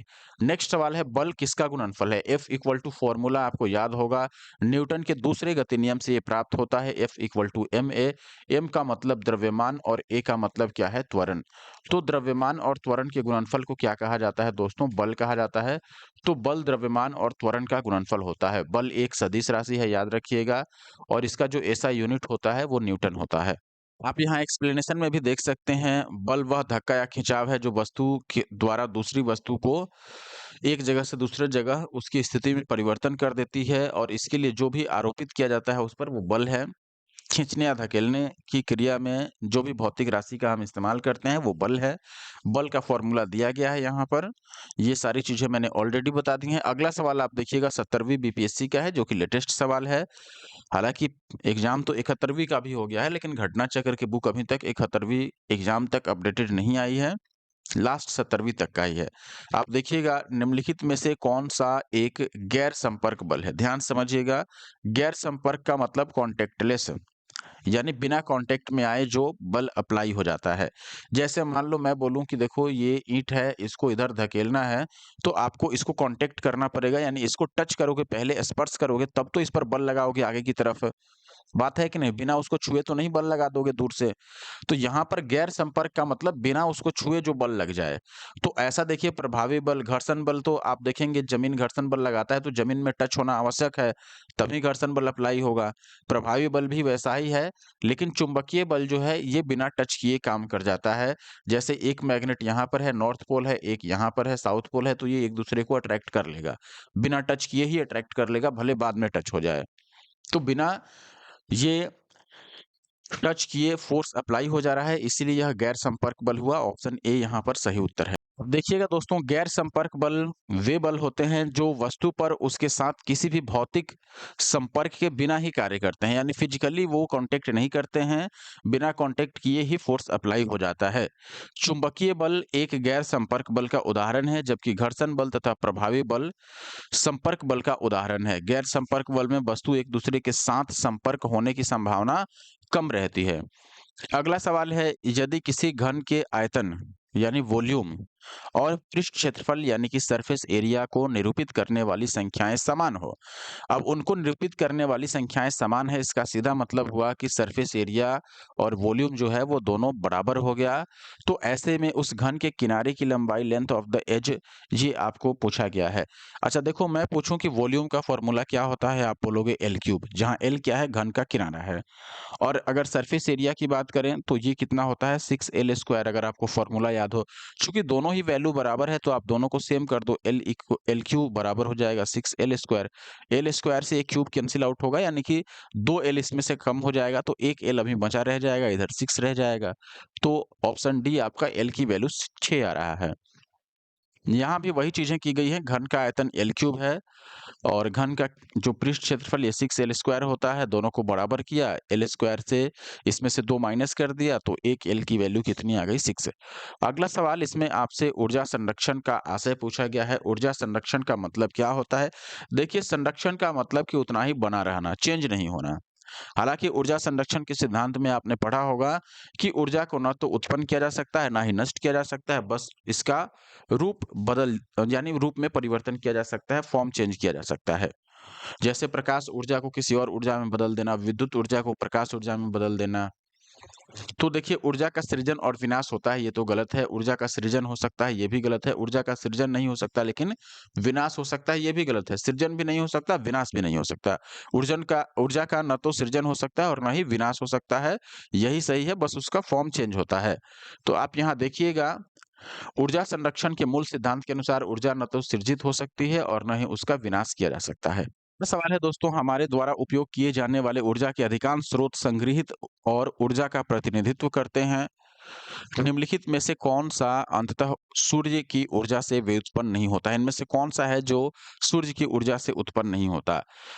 देखिए, अब पवन ऊर्जा है, बायोमास है, फिर आपके पास है नाभिकीय ऊर्जा और भूतापीय ऊर्जा। अब अगर इसमें देखिएगा कि सूर्य की ऊर्जा से कौन सा उत्पन्न नहीं हो रहा है, तो निश्चित तौर पर भूतापीय और नाभिकीय ऊर्जा। भूतापीय तो सीधा बात है, भूतापीय का मतलब जमीन के अंदर पृथ्वी में जो नाभिकीय क्रियाएं होती हैं उनसे ये उत्पन्न होता है। और नाभिकीय ऊर्जा भी परमाणु नाभिक के अंदर होने वाला प्रक्रिया है, जो नाभिकीय विखंडन या फिर नाभिकीय संलयन के द्वारा उत्पन्न होता है। बायोमास और पवन ऊर्जा, ये निश्चित तौर पर इसमें सूर्य की ऊर्जा का इस्तेमाल होता है। तो ऑप्शन ए और बी सही आंसर होगा। आप यहाँ देखिएगा, भूतापीय ऊर्जा सूर्य द्वारा उत्पादित नहीं होती है, बल्कि यह पृथ्वी के भीतरी भाग में होने वाली नाभिकीय अभिक्रियाओं के द्वारा उत्पन्न होती है। नाभिकीय ऊर्जा ऊर्जा का वह रूप है जो परमाणु नाभिक यानी एटॉमिक न्यूक्लियस द्वारा मुक्त होती है। नाभिकीय प्रक्रिया में, नाभिकीय अभिक्रिया में यह ऊर्जा मुक्त होती है। नाभिक में प्रोटॉन और न्यूट्रॉन होते हैं। नाभिकीय ऊर्जा दो विधियों जैसे विखंडन, नाभिकीय विखंडन, फिजन या फिर फ्यूजन यानी कि नाभिकीय संलयन द्वारा उत्पादित होती है। स्पष्ट है कि भूतापीय ऊर्जा जियोथर्मल एनर्जी और नाभिकीय यानी कि न्यूक्लियर एनर्जी दोनों ही सूर्य की ऊर्जा से उत्पन्न नहीं होते हैं, जबकि बायोमास ऊर्जा हो या पवन ऊर्जा हो, दोनों ही सूर्य की ऊर्जा से व्युत्पन्न होते हैं।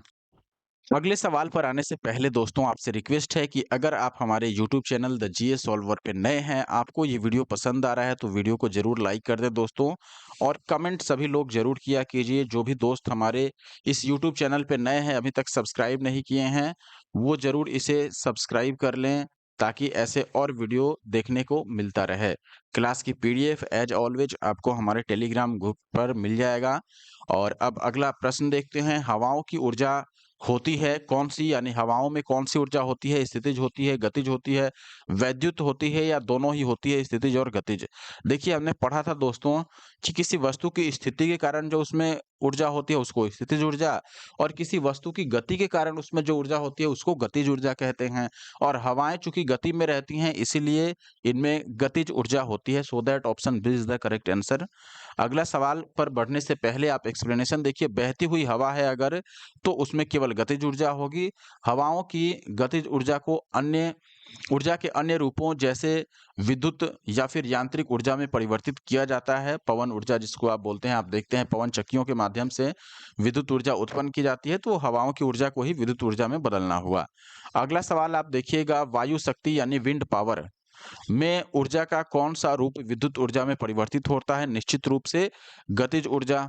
गतिज ऊर्जा जो होता है, चूँकि विंड पावर आप देखिएगा इसमें घूमने वाला बात है। जैसे अगर पवन चक्की की ही हम बात करें तो वो घूमता हुआ चक्की रहता है, तो वो गतिज ऊर्जा जो हवा में रहता है उसी से वो घूमता है और उस घूमने से विद्युत ऊर्जा उत्पन्न होती है। तो यहाँ पर निश्चित तौर पर गतिज ऊर्जा ऑप्शन ए जो है वो सही आंसर है। आप देखिएगा यहाँ पर बहती हुई वायु से उत्पन्न की गई ऊर्जा को पवन ऊर्जा कहते हैं। पवन ऊर्जा के उत्पादन के लिए हवादार जगहों पर पवन चक्की को लगाया जाता है। आपने देखा होगा इस तरीके से पवन चक्कियाँ रहती हैं, ये घूमता रहता है हवा से, जिनके द्वारा वायु की गतिज ऊर्जा यांत्रिक ऊर्जा में परिवर्तित हो जाती है, और इस यांत्रिक ऊर्जा को जनित्र की मदद से विद्युत ऊर्जा में परिवर्तित किया जाता है। जनित्र यानी कि कैपेसिटर, संधारित्र उसको बोलते हैं कैपेसिटर को, जनित्र का मतलब जनरेटर हुआ। अगला सवाल देखिए दोस्तों जल्दी से, निम्नलिखित में से किस ऊर्जा परिवर्तन में घर्षण बल शामिल होता है? गतिज ऊर्जा से ऊष्मा ऊर्जा परिवर्तित होने में, या स्थितिज ऊर्जा से ध्वनि ऊर्जा में, या रासायनिक ऊर्जा से ऊष्मा ऊर्जा में, या उपयुक्त में एक से अधिक, या उपयुक्त में से कोई नहीं। देखिए दोस्तों, गतिज ऊर्जा से ऊष्मा ऊर्जा में परिवर्तित अगर करना है, या गतिज ऊर्जा को ऊष्मा ऊर्जा में परिवर्तित करना है, तो ऐसे में घर्षण बल की आवश्यकता निश्चित रूप से होती है। तो ऑप्शन ए जो है वो सही आंसर है। आप देखेंगे दोस्तों, जो फ्रिक्शनल फोर्स होता है, घर्षण बल, यह स्थिर स्थिति के साथ-साथ गतिमान स्थिति में भी लागू होता है। घर्षण से संबंधित गुणांक को स्थैतिक गुणांक यानी स्टैटिक कोएफिशिएंट कहते हैं, और गतिशील गुणांक जो होता है उसको डायनामिक कोएफिशिएंट कहा जाता है। जबकि स्थिर स्थिति में कोई विस्थापन नहीं होता है, यानी कि वस्तु अगर रुकी हुई हो तो कोई विस्थापन उसमें नहीं होगा, और कोई जब विस्थापन नहीं होगा तो कोई कार्य नहीं होगा, क्योंकि आपको पता है कि विस्थापन गुणा में दूरी, इसी को कार्य कहा जाता है। यदि विस्थापन 0 है तो कार्य भी 0 हो गया, इसीलिए किसी ऊर्जा का रूपांतरण भी नहीं हुआ। लेकिन गतिशील स्थिति में घर्षण बल के विरुद्ध गति होती है, यानी कि मान लो ये वस्तु इधर खिसक रही है तो घर्षण बल इसके अपोजिट डायरेक्शन में काम करता है, सीधी सी बात है। और जब दोनों यहाँ पर एक चीज दूसरे सतह पर खिसक रही है तो ऐसे में उष्मा ऊर्जा के माध्यम से ऊर्जा की हानि होती है। दूसरे शब्दों में आप कहिएगा कि गतिज ऊर्जा उष्मा ऊर्जा में परिवर्तित होती है। यहाँ पर घर्षण जो होता है दोनों वस्तुओं की सतहों के बीच में, उसके कारण। जब दो वस्तुएं, जैसे आप दोनों हाथ अपने आपस में रगड़िएगा, तो ऐसे भी यहाँ पर घर्षण होने से क्या होता है, ऊष्मा उत्पन्न होती है, यानी कि गर्मी उत्पन्न होती है, और वो गतिज ऊर्जा ही ऊष्मा ऊर्जा में वहां परिवर्तित हो रही होती है। अब अगला सवाल आप देखिए, यहाँ पर मिलान करना है। एक तरफ सूची 1 है जहां ऊर्जा का रूपांतरण होगा, दूसरी तरफ प्रक्रिया या फिर युक्ति हो। आप देखिएगा यहाँ पर दोस्तों, जैसे ऊष्मा से विद्युत का उत्पादन, इसमें से किसके द्वारा ऊष्मा से विद्युत का उत्पादन होता है? विद्युत से ध्वनि का उत्पादन, देखिए लाउड स्पीकर में आप बिजली सप्लाई कीजिएगा, ध्वनि उत्पन्न होगा। रासायनिक से ऊष्मा और प्रकाश, रासायनिक ऊर्जा से ऊष्मा और प्रकाश का उत्पन्न, तो ऊष्मा और प्रकाश निकलता है ईंधन में, दहन में। जब भी कोई वस्तु को जलाया जाता है, दहन होता है, तो उसमें प्रकाश और साथ में ऊष्मा दोनों ही उत्पन्न होती है। अच्छा, अब देखिए यहाँ पर द्रव्यमान से ऊष्मा का उत्पन्न। अच्छा, यहाँ पर 4 है और यहाँ पर 5 दिया गया है। आप इतना भी अगर मिलाइएगा तो आप सही आंसर मार्क कर सकते हैं। बी को हमने थर्ड में मिलाया है, डी को 5 में मिलाया है। बी को थर्ड में मिलाना एक ही ऑप्शन में है, तो आप यहाँ से ऑप्शन बी चूज़ कर सकते हो। बाकी ए को 4 में मिलाना है, ऊष्मा से विद्युत का उत्पादन, सौर सेल जो सोलर प्लेट होता है, उसके द्वारा, और द्रव्यमान से ऊष्मा का उत्पादन ये होगा नाभिकीय रिएक्टर में। नाभिकीय रिएक्टर में द्रव्यमान से ऊष्मा का उत्पादन होता है। कार ब्रेकिंग में तो कोई भी ऊष्मा का उत्पादन नहीं हो रहा है, हालांकि वहां पर स्थिति जरूर बदल रही है। आप देखिएगा यहाँ पर ऊष्मा से विद्युत का उत्पादन सोलर सेल द्वारा, फिर विद्युत से ध्वनि का उत्पादन लाउड स्पीकर द्वारा, द्रव्यमान से ऊष्मा का उत्पादन नाभिकीय रिएक्टर द्वारा, और रासायनिक से ऊष्मा और प्रकाश ये ईंधन के दहन द्वारा। अगला सवाल है, गति को सबसे पहले किसने परिभाषित किया था?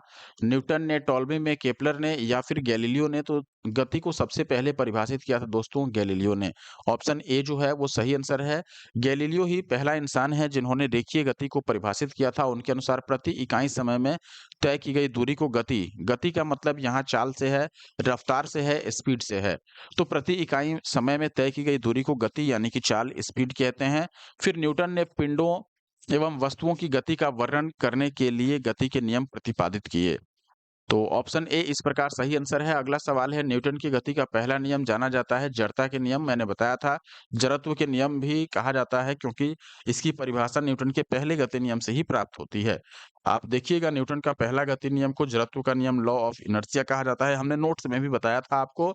इसके अनुसार प्रत्येक पिंड तब तक अपने विराम अवस्था अथवा एक समान गति की अवस्था को बनाए रखता है जब तक कि कोई बाह्य बल उसे अन्यथा व्यवहार करने के लिए विवश नहीं करता, यानी बाहर से कोई बल लगा करके उसकी स्थिति में परिवर्तन नहीं किया जाए, तब तक वह अपनी पहली स्थिति को बनाए रखती है।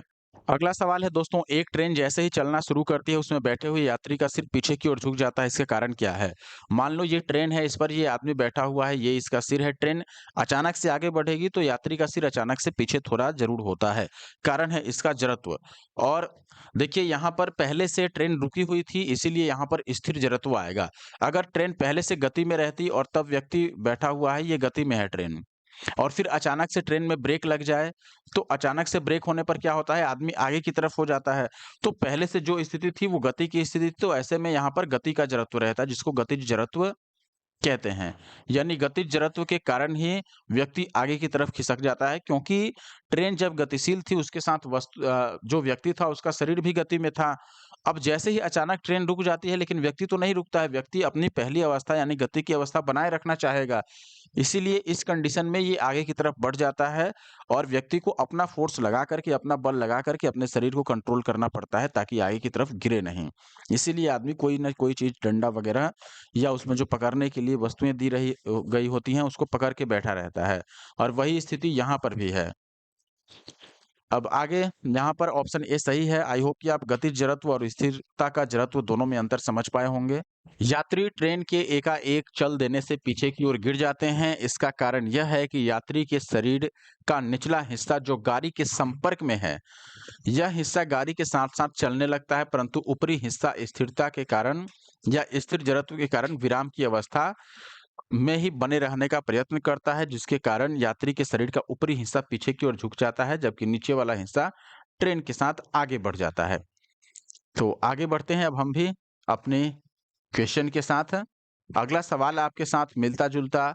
एक बस सीधे रास्ते पर चल रही है, अचानक दाईं ओर एक तेज मोड़ लेती है। बस में बैठे यात्री अब किस ओर घूमेंगे? बस अचानक दाईं ओर घूमती है, इसका मतलब यात्री किधर झुकेंगे? बाईं ओर झुकेंगे, सीधी-सी बात है। क्योंकि बस पहले से बाईं ओर थी, तो यात्री भी बाईं ओर थे, तो बस को स्टीयरिंग मोड़ करके और दाईं ओर घुमा दिया गया ज़बरदस्ती, यानी कि एक्स्ट्रा फ़ोर्स लगा करके, बाहरी बल लगाकर घुमा दिया गया। लेकिन उसमें बैठे यात्रियों का जो शरीर है वो तो बाईं ओर ही रहना चाहेगा, अपनी जो जड़त्व है उसके कारण वो अपनी पहली अवस्था बनाए रखना चाहते होंगे। लेकिन होगा क्या, जब बस अचानक दाईं ओर घूमेगी, तो वो दाईं ओर नहीं घूम पाएँगे, वो बाईं ओर हो जाएँगे अचानक से। ये बात होता है और आपने बस बस में बैठे हुए ये महसूस भी किया होगा, तो ऑप्शन सी सही उत्तर है। जब बस तीव्र गति से दाईं ओर मुड़ती है, तो उसमें बैठे यात्री बाईं ओर झुक जाते हैं। इसे जड़त्व के नियम के आधार पर समझा जा सकता है। बस के सीधे रास्ते पर चलने के दौरान यात्रियों का शरीर भी एक सरल रेखीय गति में होता है। अचानक दाईं ओर मुड़ने पर अपनी सरल रेखीय गति को बनाए रखने के लिए जो व्यक्तियों का या यात्रियों का जो शरीर होगा वो बाईं ओर झुक जाएगा। तो निश्चित तौर पर ऑप्शन सी सही है। अगला सवाल है, स्थित विज्ञान निम्नलिखित में से किससे संबंधित है? गतिमान स्थिति से या विराम की स्थिति से? देखिए विराम की स्थिति को ही स्थिति विज्ञान बोलते हैं, तो ऑप्शन बी यहाँ पर सही आंसर है। इसमें विराम की स्थिति का अध्ययन किया जाता है। स्टैटिक्स यांत्रिकी की वह शाखा है जो विश्राम यानी विराम की स्थिति का अध्ययन करता है। अगला सवाल क्वेश्चन नंबर 23, यहाँ पर कथन और कारण दिया गया है। देखिए दोस्तों, कथन है एक पूर्णतः घर्षणहीन पृष्ठ कंप्लीटली फ्रिक्शनलेस सरफेस है। इस पर खड़ा एक व्यक्ति सीटी बजाने से अपने को गति में ला सकता है। कारण है यदि किसी तंत्र पर कोई बाह्य बल क्रियाशील नहीं है तो इसका संवेग परिवर्तित नहीं हो सकता है। संवेग संरक्षण का सिद्धांत आपने पढ़ा था, वही है। संवेग पर जब तक बाहरी बल नहीं लगाइएगा उसका संवेग संरक्षित रहेगा। तो ये अपने आप में तो सही है, यहाँ पर कारण सही जरूर है, लेकिन कथन जो है कि एक पूर्णतः घर्षहीन यानी जहाँ घर्षण नहीं है वहां व्यक्ति खड़ा है और सीटी बजाने से अपने आप को वह गति में ला सकता है। देखिए, सबसे पहले जहाँ घर्षण होता है वहां पर अगर आप गति कीजिएगा, अगर आप इस तरफ जाइएगा तो घर्षण बल इस तरफ काम करेगा, और घर्षण बल जो होता है इससे अधिक बल अगर आप लगाइएगा अपने गति होने में तभी जाकर के आप गति कर पाइएगा। अगर घर्षण बल से कम बल लगाइएगा तो नहीं गति कर पाइएगा। अब दूसरा स्थिति यहाँ पर आप देखिएगा, जैसे बोला गया है कि घर्षणहीन पृष्ठ है। ये एक ऐसा सतह है जहाँ घर्षण बल नहीं है। अगर घर्षण बल नहीं है तो हल्की सी ऊर्जा मिलने पर भी या हल्का सा बल लगने पर भी व्यक्ति हो या कोई भी पदार्थ हो वो गतिशील हो सकता है। अगर घर्षण नहीं है, यह सीटी बजाएगा यानी कि एक दिशा में हवा छोड़ेगा। सीटी बजाने के लिए हवा तो फेंकना पड़ता है, हवा को थ्रो करना पड़ता है। तो जैसे ये इस दिशा में हवा थ्रो करेगा तो हवा जिस स्पीड से आगे बढ़ेगा या जिस बल से ये गति करेगा, जो बल इसके लिए आवश्यक होगा उतना ही बल व्यक्ति पर इस तरफ लगेगा। न्यूटन का तीसरा गति नियम, हर एक क्रिया के विपरीत और समान प्रतिक्रिया होती है। अगर ये इस तरफ बल लगाएगा हवा छोड़ने के लिए तो उल्टा बल इस पर भी लगेगा, और ये जो उल्टा बल इस पर लगेगा इसके कारण यह गति में आ जाएगा, क्योंकि छोटा सा भी बल यहाँ पर गति कर सकता है, गति में ला सकता है किसी व्यक्ति को या वस्तु को। कारण है कि इस सरफेस पर घर्षण ही नहीं है। तो इसलिए कथन भी यहाँ पर सही है, कारण भी सही है, लेकिन स्पष्टीकरण इसमें मैच नहीं कर रहा है, तो हम केवल ऑप्शन बी को चूज करेंगे। देखिएगा दोस्तों, घर्षणहीन पृष्ठ पर कोई भी व्यक्ति गति नहीं कर सकता है, क्योंकि किसी भी प्रकार की गति के लिए घर्षण आवश्यक होता है लंबे समय तक गति करने के लिए। हालांकि पूर्णतः घर्षण रहित सतह पर कोई व्यक्ति सीटी भी बजा दे तो वह अपने आप को गति में ला सकता है। सीटी बजने से या बजाने से व्यक्ति एक दिशा में हवा छोड़ेगा, जिसके परिणाम स्वरूप विपरीत दिशा में वह गति करने लगेगा, जो कि न्यूटन के तीसरे गति नियम पर आधारित है, जिसके अनुसार प्रत्येक क्रिया के लिए सदैव समान परिमाण एवं विपरीत दिशा में प्रतिक्रिया होती है। इस प्रकार कथन तो सही हो गया। कारण में भी संवेग संरक्षण के सिद्धांत का उल्लेख है, जो कि पूर्णतः सही है। कथन कारण दोनों सही है, लेकिन जो यहाँ पर स्पष्टीकरण है वो सही नहीं है। आप अगला सवाल देख सकते हैं, यूपी पीसीएस का सवाल है, सड़क पर चलने की अपेक्षा बर्फ पर चलना कठिन है, कारण क्या है? कारण यह है कि बर्फ पर घर्षण कम होता है। देखिए, सड़क पर घर्षण अच्छा रहता है इसलिए यहाँ पर चलना आसान है। बर्फ में घर्षण कम रहता है इसलिए चलना मुश्किल है, फिसलन हो जाती है वहां पर, इसीलिए बर्फ में लोग स्केटिंग कर सकते हैं लेकिन सड़क पर नहीं। तो आप देखिए, बर्फ सड़क से सख्त होती है, बिल्कुल गलत है। सड़क बर्फ से सख्त होती है, ये भी गलत है। जब हम अपने पैर से धक्का देते हैं तो बर्फ में कोई प्रतिक्रिया नहीं होती, ये भी गलत है। न्यूटन का तीसरा गति नियम तो अप्लाई वहां भी होगा। बर्फ में सड़क की अपेक्षा घर्षण कम होता है इसलिए चलना मुश्किल होता है। देखिए, यहाँ पर सड़क पर चलने से हमें इसीलिए आसानी होती है क्योंकि पृथ्वी पर उसकी जो सतह है यानी सड़क की वो खुरदुरी होती है, इसी कारण घर्षण बल उत्पन्न होता है। उसकी सतह खुरदुरी होने के कारण ही हम उस पर पैर टिकाकर आसानी से पृथ्वी को पीछे धकेलते हैं, और न्यूटन के तीसरे गति नियम के अनुसार फिर हम पर आगे की ओर बल लगता है, जिसके कारण हम आगे बढ़ जाते हैं। इसके विपरीत बर्फ पर घर्षण बल कम होता है, इसीलिए वहां पर चलना सड़क की अपेक्षा मुश्किल हो जाता है, फिसलन रहता है। अगला सवाल है दोस्तों, निम्न कथन पर तथा उससे निकाले गए निष्कर्ष पर विचार करना है। कथन क्या है? भरी हुई गाड़ी यानी कार्ट को चलाने में उसे चलायमान रखने के लिए आवश्यक ताकत से अपेक्षाकृत अधिक ताकत से धक्का देना पड़ता है। कारण क्या है? मान लो ये एक गाड़ी है जो भरी हुई नहीं है, ये बंद है, आपको आगे की तरफ धकेलना है तो आप इसको 10 न्यूटन या मान लो 100 न्यूटन बल लगा के धकेल पा रहे हैं। लेकिन यही गाड़ी अगर मान लो इसमें सामान भर दिया जाए पूरी तरीके से, फिर इस गाड़ी को आगे की तरफ धकेलना है तो 100 न्यूटन से काम नहीं चलेगा। यहाँ पर आपको इससे अधिक 120 या 125 ऐसे इतना न्यूटन का बल लगाना होगा, यानी बल बढ़ाना होगा। कारण क्या है? आप सोच रहे हैं भार बढ़ गया, देखिए भार बढ़ने से क्या होगा, पृथ्वी पर दबाव बढ़ गया, दबाव बढ़ने से यहाँ पर उसके लिए घर्षण बल भी अधिक हो गया। तो जैसे ही घर्षण बल अधिक हुआ, तो घर्षण बल जितना बल लगा रहा है उससे अधिक बल आपको लगाना होगा, तभी आप आगे बढ़ जा पाओगे। बराबर अगर बल लगता रहा तब तो आगे नहीं बढ़ पाएँगे आप। मान लो घर्षण बल भी 100 न्यूटन लग रहा है आपके अपोजिट साइड में, आप भी 100 ही न्यूटन बल लगा पा रहे हो इस साइड में, तो कहाँ से आप धकेल पाओगे? आपको 100 से अधिक लगाना पड़ेगा तब आप धकेल पाओगे। तो कहने का मतलब क्या है, यहाँ पर और देखो गाड़ी में चूँकि चक्का है तो जब वो चल जाएगा तब तो घर्षण कम हो जाता है, फिर वो आसानी से चल सकता है। तो देखिए किसी चलायमान वस्तु का भार कम होता है, पहिए फिसलने लगते हैं, बिल्कुल गलत है। एक बार गाड़ी चल पड़ने पर घर्षण कम हो जाता है। ये यहाँ पर सही माना जा सकता है, अभ्यास से निपुणता प्राप्त होती है, ये बिल्कुल यहाँ विज्ञान में नहीं चलेगा। तो आप देखिएगा भरी हुई गाड़ी को चलाने या उसे चलायमान रखने के लिए आवश्यक बल से अपेक्षाकृत अधिक बल लगाना पड़ता है, क्योंकि एक बार गाड़ी जब चल देती है तो घर्षण कम हो जाता है और बल जो है वो उससे अधिक हो जाता है। सवाल देखिए दोस्तों, यहाँ पूछा गया है फुटबॉल के खेल में एक गोलकीपर फुटबॉल को गोल में पकड़ने के बाद अपने हाथों को पीछे की ओर खींचता है। यह गोलकीपर को किस प्रकार सक्षम बनाता है? यानी हाथों को पीछे खींचना जो है, ये किस प्रकार सक्षम बनाता है कीपर को? ऑप्शन है दोस्तों आपके पास, पहला संवेग में परिवर्तन की दर को कम करने के लिए वो ऐसा करता है, या दूसरा है फुटबॉल पर अधिक बल लगाने में उसको मदद मिलती है, या फिर फुटबॉल द्वारा हाथों पर लगाए गए बलों को बढ़ाने में मदद मिलती है, या फिर इनमें से एक से अधिक या उपयुक्त में से कोई नहीं। देखिए दोस्तों, फुटबॉलर जो है या जो भी वहाँ पर प्लेयर है, वो अगर फुटबॉल को पकड़ते समय हाथों को पीछे की ओर खींचता है, तो इसमें होगा क्या, जब भी हाथ को पीछे की ओर खींचेगा तो बॉल पकड़ने में थोड़ा टाइम बढ़ जाएगा। टाइम बढ़ जाएगा तो उससे होगा क्या, बल की जो गति है वो धीरे-धीरे 0 होगी। जैसे मान लो हमें बॉल को पकड़ना है, पकड़ने का मतलब बॉल को यहाँ पर स्टॉप कर देना है, स्टॉप करने का मतलब इसका जो वेलोसिटी है, वेग है वो 0 करना है। 0 करेंगे तभी तो इसको रुका हुआ माना जाएगा। यानी कि हमने कैच कर लिया, उसको पकड़ लिया तो उसका वैल्यू, जो वेलोसिटी की वैल्यू है, वेग है उसका, वो 0 हो गया तभी उसको रुका हुआ माना जाएगा। तो किसी भी वस्तु को रोकने के लिए, अब जैसे मान लो यहाँ पर किसी चीज़ को डायरेक्ट थ्रो किया गया और आपने यहीं पकड़ लिया, और एक है कि यहाँ पर पकड़ने के बाद हाथों को पीछे की ओर किया गया। तो जब हाथों की ओर को पीछे की ओर करते हैं तो ऐसे में जिस भी वस्तु को आप पकड़ रहे हैं उसका बल कम लगता है हाथों पर। लेकिन अगर आप डायरेक्ट पकड़ लें तो बल ज़्यादा लगेगा, उससे चोट लगने का खतरा रहेगा। जैसे ऑप्शन है संवेग में परिवर्तन की दर को कम करने के लिए। संवेग में परिवर्तन की दर को हम क्या कहते हैं दोस्तों? इसको बल कहते हैं। आपने न्यूटन का दूसरा गति नियम ज़रूर पढ़ा होगा, हमने नोट्स में पढ़ाया भी।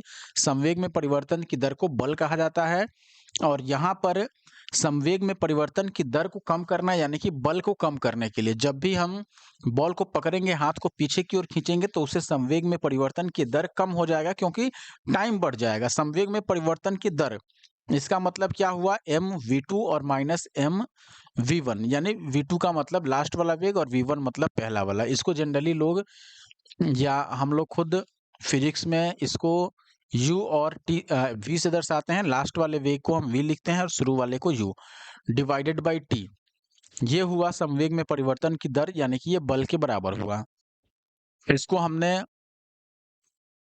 प्रूफ भी करके दिखाया है नोट्स में। अब देखिएगा कि यहाँ हम टाइम से डिवाइड कर रहे हैं।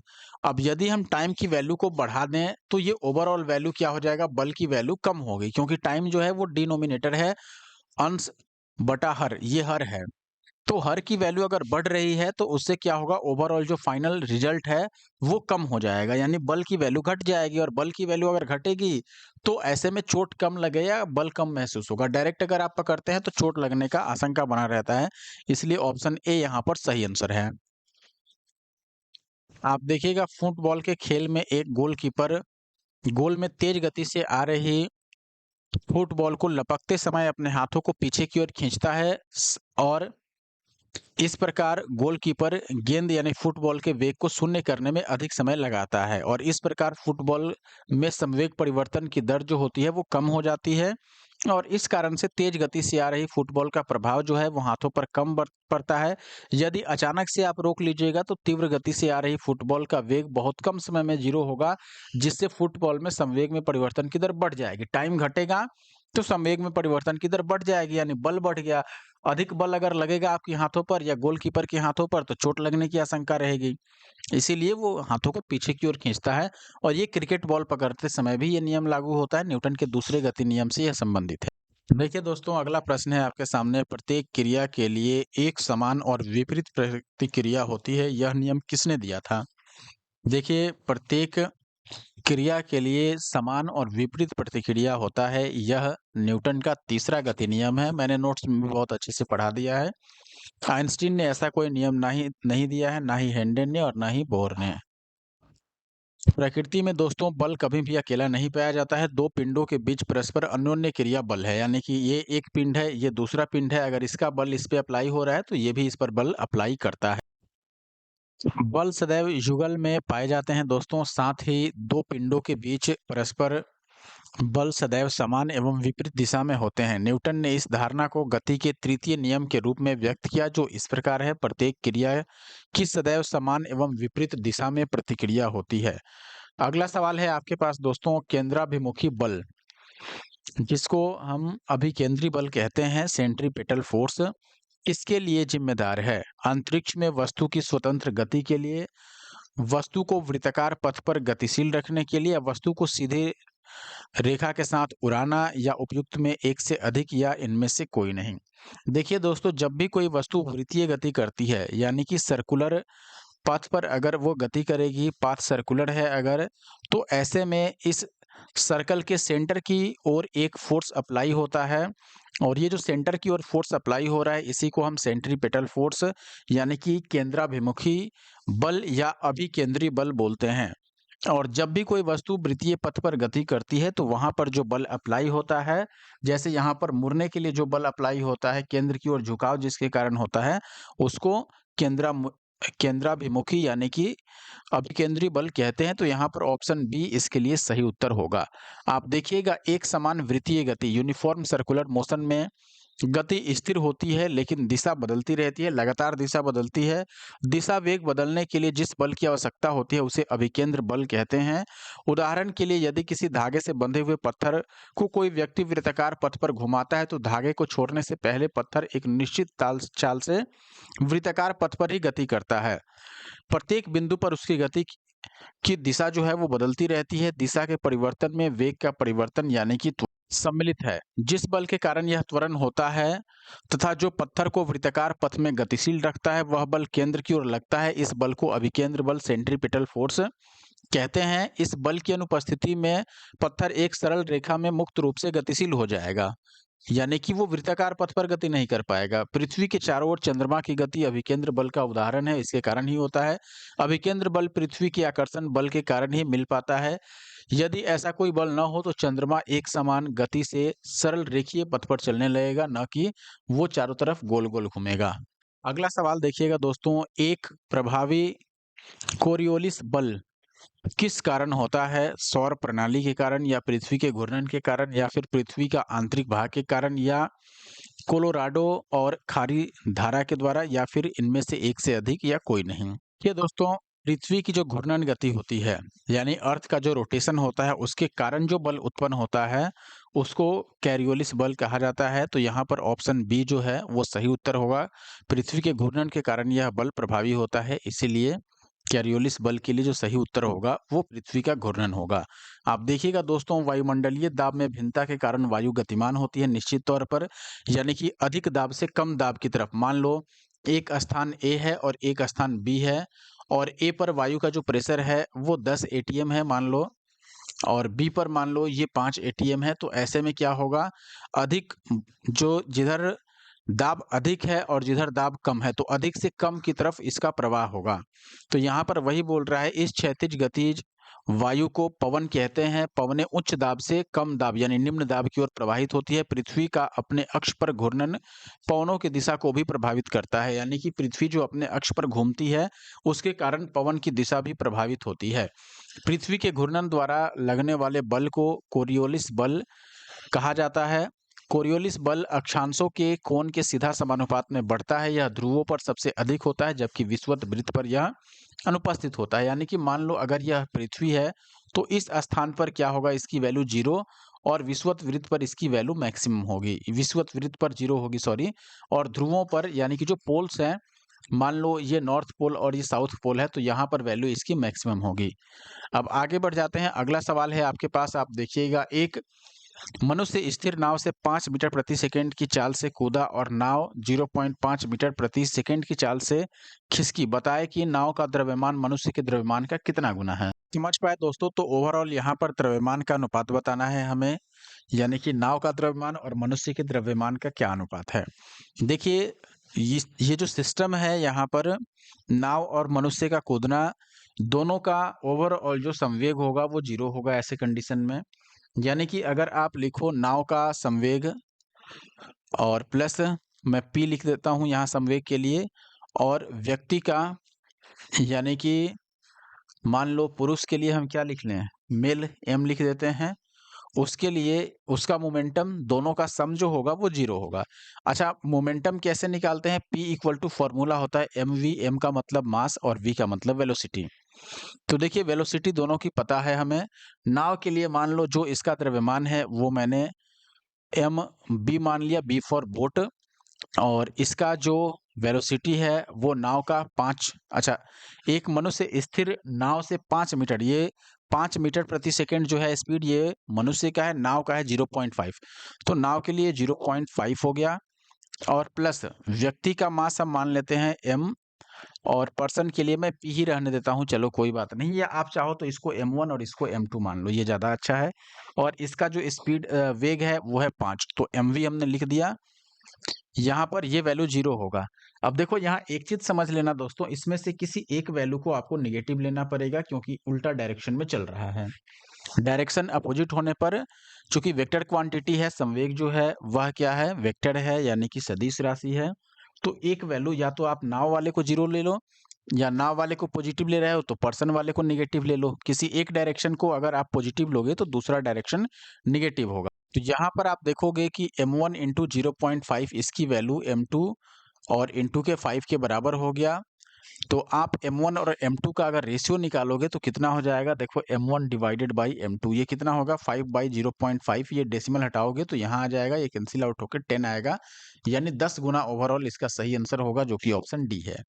आप यहाँ पर समझ भी सकते हैं, देखिए व्यक्ति का द्रव्यमान m मान लिया गया, नाव का द्रव्यमान n मान लिया गया, ओवरऑल जो पूरा सिस्टम है नाव और व्यक्ति का, व्यक्ति के कूदने के पहले जो संवेग होगा उसका नाव के साथ संवेग का जो सम आएगा वो 0 आएगा, तो कूदने के उपरांत दोनों का संवेग, देखिए यहाँ संवेग होता है m इंटू वी, तो m हो गया यहाँ पर व्यक्ति का द्रव्यमान, और गुना में v हो गया उसका वेग, और गुना में n हो गया नाव का द्रव्यमान, और 0.5 यानी कि उसका वेग।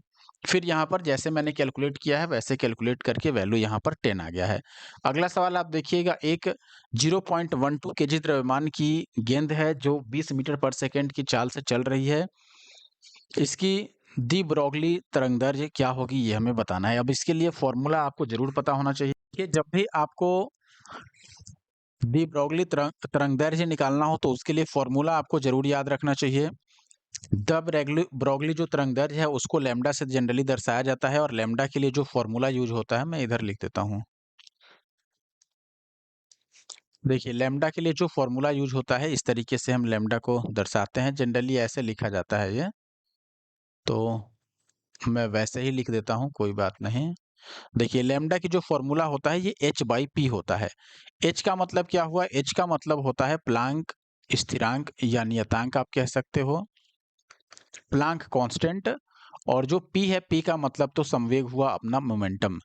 तो इसको जनरली आप ऐसे भी लिख सकते हैं, h तो चूंकि ये स्थिरांक है तो फिजिक्स में और केमिस्ट्री में स्थिरांक की वैल्यू फिक्स रहती है जनरली, तो इसकी वैल्यू हर एक फॉर्मूला में हर एक कंडीशन में फिक्स रहेगी। P के लिए फॉर्मूला होता है mv, आप यहाँ वैल्यू पुट करो, h के लिए प्लांक स्थिरांक का जो वैल्यू होता है वो आपको याद रखना चाहिए, कई बार ये पूछा जाता है डायरेक्ट, इसकी वैल्यू होती है 6.626 into 10 to the power minus का 34, तो ये इसकी वैल्यू हो गई। m यानी कि मास यहाँ पर है 0.12 kg, तो यहाँ पर 0.12 kg, हमने kg को छोड़ देते हैं क्योंकि kg SI यूनिट में ही है, तो यहाँ पर चेंज करने की जरूरत नहीं है। और फिर इंटू v का मतलब वेग, तो यहाँ पर लिखा गया है 20 मीटर पर सेकंड, तो आप यहाँ पर गुणा में 20 ले लोगे। अब इसको आपको कैलकुलेट करना होगा, कैलकुलेट कर लो। देखो ये डेसिमल अगर हटाओगे तो नीचे कितना शून्य लग जाएगा, 1 2 3 जीरो और लग जाएगा, 3 जीरो मैंने लगा दिया। ये डेसिमल अगर हटाएंगे तो 2 जीरो कैंसिल आउट हो गया, यानी 200 से और भाग देना है। 2 से पहले इसको काट लो, तो ये 3 3 और 13 दूना 26 और गुणा में 10 के पावर माइनस 34 है। ये 2 जीरो अगर ऊपर जाएगा तो ऊपर जाके वो माइनस में हो जाता है, यानी 2 जीरो इसमें माइनस कर दो या अभी भी लिख दो। देखो यहाँ पर 12 बचा है और ये 2 जीरो तो 1200, 12 से इसको काटो जितनी बार कट सकता है। देखो ये 2 जीरो हटाओगे तो या तो आप इसमें माइनस करो या फिर यहाँ पे डेसिमल लगा लो, 2 डिजिट छोड़ के यहाँ पर मैंने डेसिमल लगा देता हूँ। तो ये 33.13 हो गया। 12 से डिवाइड करोगे, 12 दूना 24, फिर बच गया 6 और 3 9 पर 1, तो 12 सत्ते 84, यानी 2.7 से लगभग स्टार्ट होगा और 10 टू द पावर माइनस 34 जो रहेगा वो तो रहेगा ही। और चूंकि तरंग दैर्ध्य का ऐसा यूनिट यहाँ पर लगेगा मीटर, ये यहाँ पर लग गया, तो आप देखिए वैल्यू जो आ रहा है 2.7 लगभग इसके करीब और 10 की पावर माइनस 34, ये ऑप्शन डी में है, तो ऑप्शन डी सही हो गया। यहाँ पर तो पावर ही अलग है, यहाँ सेम है तो ये वैल्यू ही अधिक है, तो ऑप्शन डी यहाँ सही आंसर होगा। ये न्यूमेरिकल बहुत बड़ा तो नहीं है, आपको फॉर्मूला और प्लैंक कांस्टेंट की वैल्यू बस पता होनी चाहिए, बाकी आप कैलकुलेट कर सकते हैं। आप देखिएगा कि ये जो क्वेश्चन है ये 2024 में पूछा गया है UP PCS, sorry Uttarakhand PCS में। यहाँ सॉल्यूशन देख सकते हैं दोस्तों, m की वैल्यू गिवन है, v की वैल्यू गिवन है, लैम्डा आपसे पूछा गया है और h जो है प्लैंक स्थिरांक, इसकी वैल्यू भी गिवन है यहाँ पर 6.626 into 10 to the power minus 34 joule second. संवेग का भी फॉर्मूला गिवन है, दी ब्रोगली तरंगदैर्घ्य, इसके लिए फॉर्मूला h बाई पी होता है, यानी h बाई एम वी, और वैल्यू वैसे ही सारे पुट करके और आपको फाइनल आंसर कैलकुलेट किया गया है। अगला सवाल आप देखिएगा दोस्तों, यहाँ पर है एक ट्रक, एक कार और एक मोटरसाइकिल की गतिज ऊर्जा समान है। यदि समान अवरोधक बल लगाया जाए तो वे क्रमशः एक्स वाई और जेड दूरी पर रुकते हैं। तो एक्स वाई और जेड में आपको संबंध बताना है। यहाँ पर ये सिंपल क्वेश्चन है, छोटा सा दिमाग लगा लो। यदि गतिज ऊर्जा सबकी बराबर थी, यानी कि सबको रोकने के लिए एक समान, एक बराबर ऊर्जा की आवश्यकता होगी या एक समान बल की आवश्यकता होगी।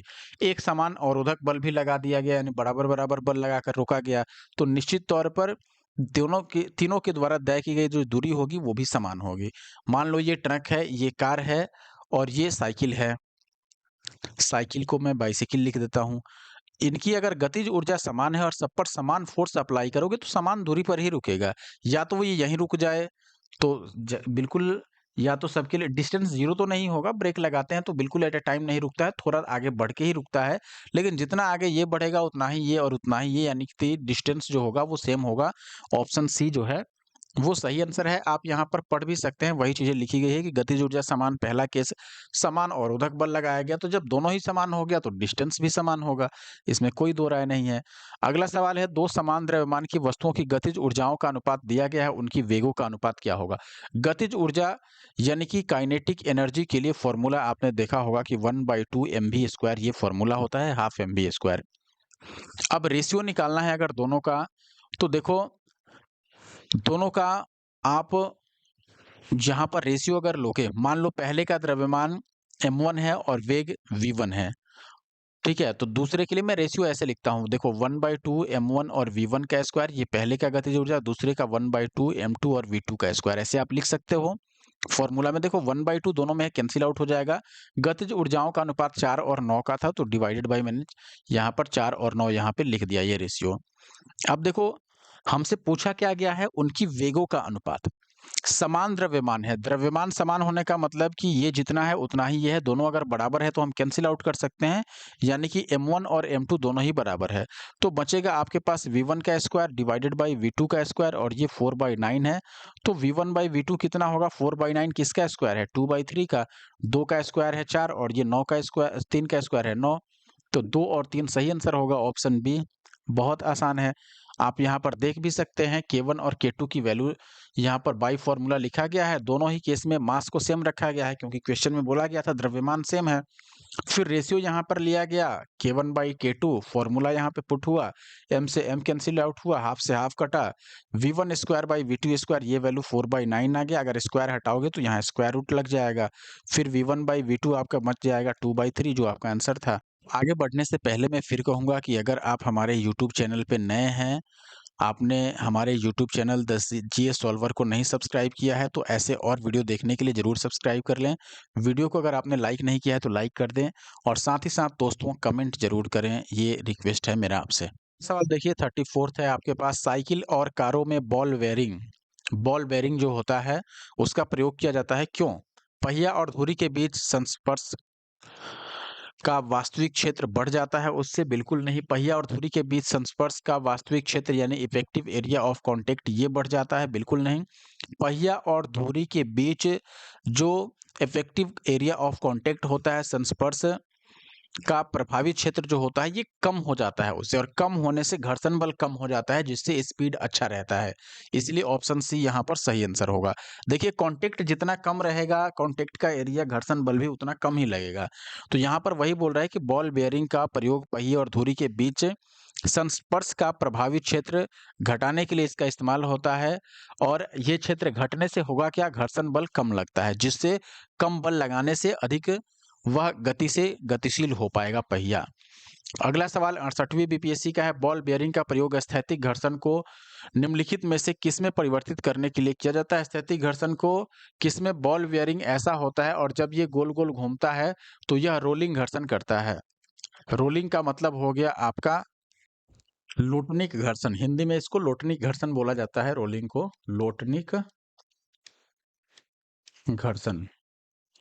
तो निश्चित तौर पर ऑप्शन ए इसका सही आंसर होगा। आप देखिएगा यहाँ पर, जब एक वस्तु किसी दूसरी वस्तु के पृष्ठ यानी सरफेस पर लुढ़कती है तो उसकी गति के प्रतिरोध को लोटनिक घर्षण यानी रोलिंग फ्रिक्शन कहते हैं।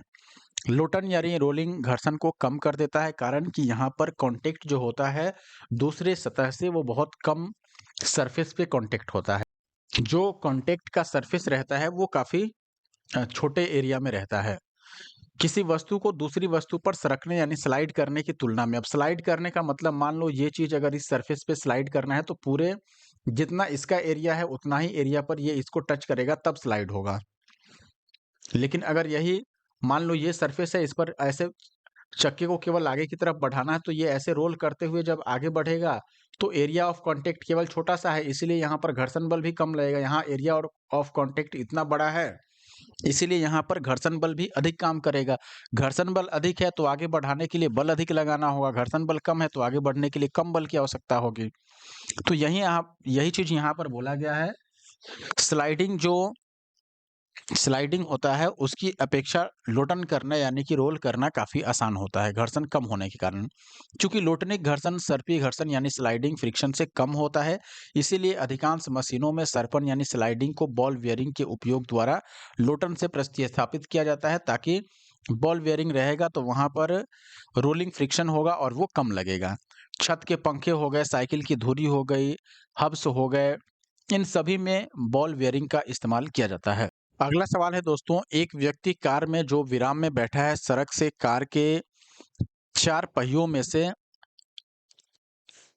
प्रत्येक पर प्रतिक्रिया R है। जब कार सीधी समतल सड़क पर चलेगी तो अग्र पहियों में से प्रत्येक पर प्रतिक्रिया में क्या परिवर्तन आएगा?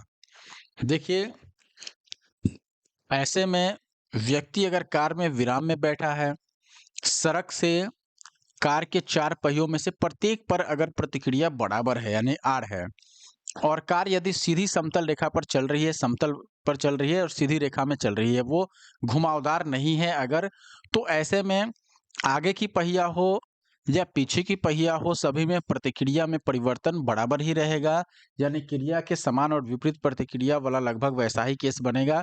तो यहाँ आर के बराबर होगा, यानी ऑप्शन सी सही है। देखिएगा दोस्तों, कार विराम की अवस्था में या सीधी समतल सड़क पर क्षैतिज गति के दौरान ऊर्ध्वाधर संतुलन में रहती है। कार तो संतुलन में है, इसका भार चारों पहियों पर समान रूप से वितरित रहता है, समान रूप से रहता है फैला हुआ, जिससे सड़क दोनों ही स्थितियों में पहियों पर समान प्रतिक्रिया देती है। ऐसा न होने पर बल अघोर उत्पन्न होगा और कार अपने मार्ग से विचलित होगी, दाहिने बाएं इधर उधर चलने लगेगी। अगला सवाल है दोस्तों, तेल से अंशतः भरा हुआ तेल का एक टैंकर समतल सड़क पर आगे की ओर एक समान त्वरण से जा रहा है, तो तेल का मुक्त पृष्ठ जो है वो किस प्रकार रहेगा?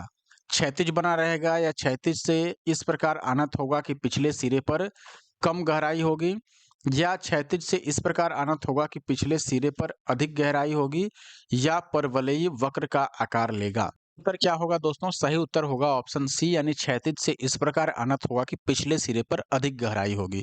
किसकी अधिक गहराई होगी? तेल की। ये ध्यान रखना। आप यहाँ एक्सप्लेनेशन देख लीजिएगा, मैं पढ़ देता हूँ।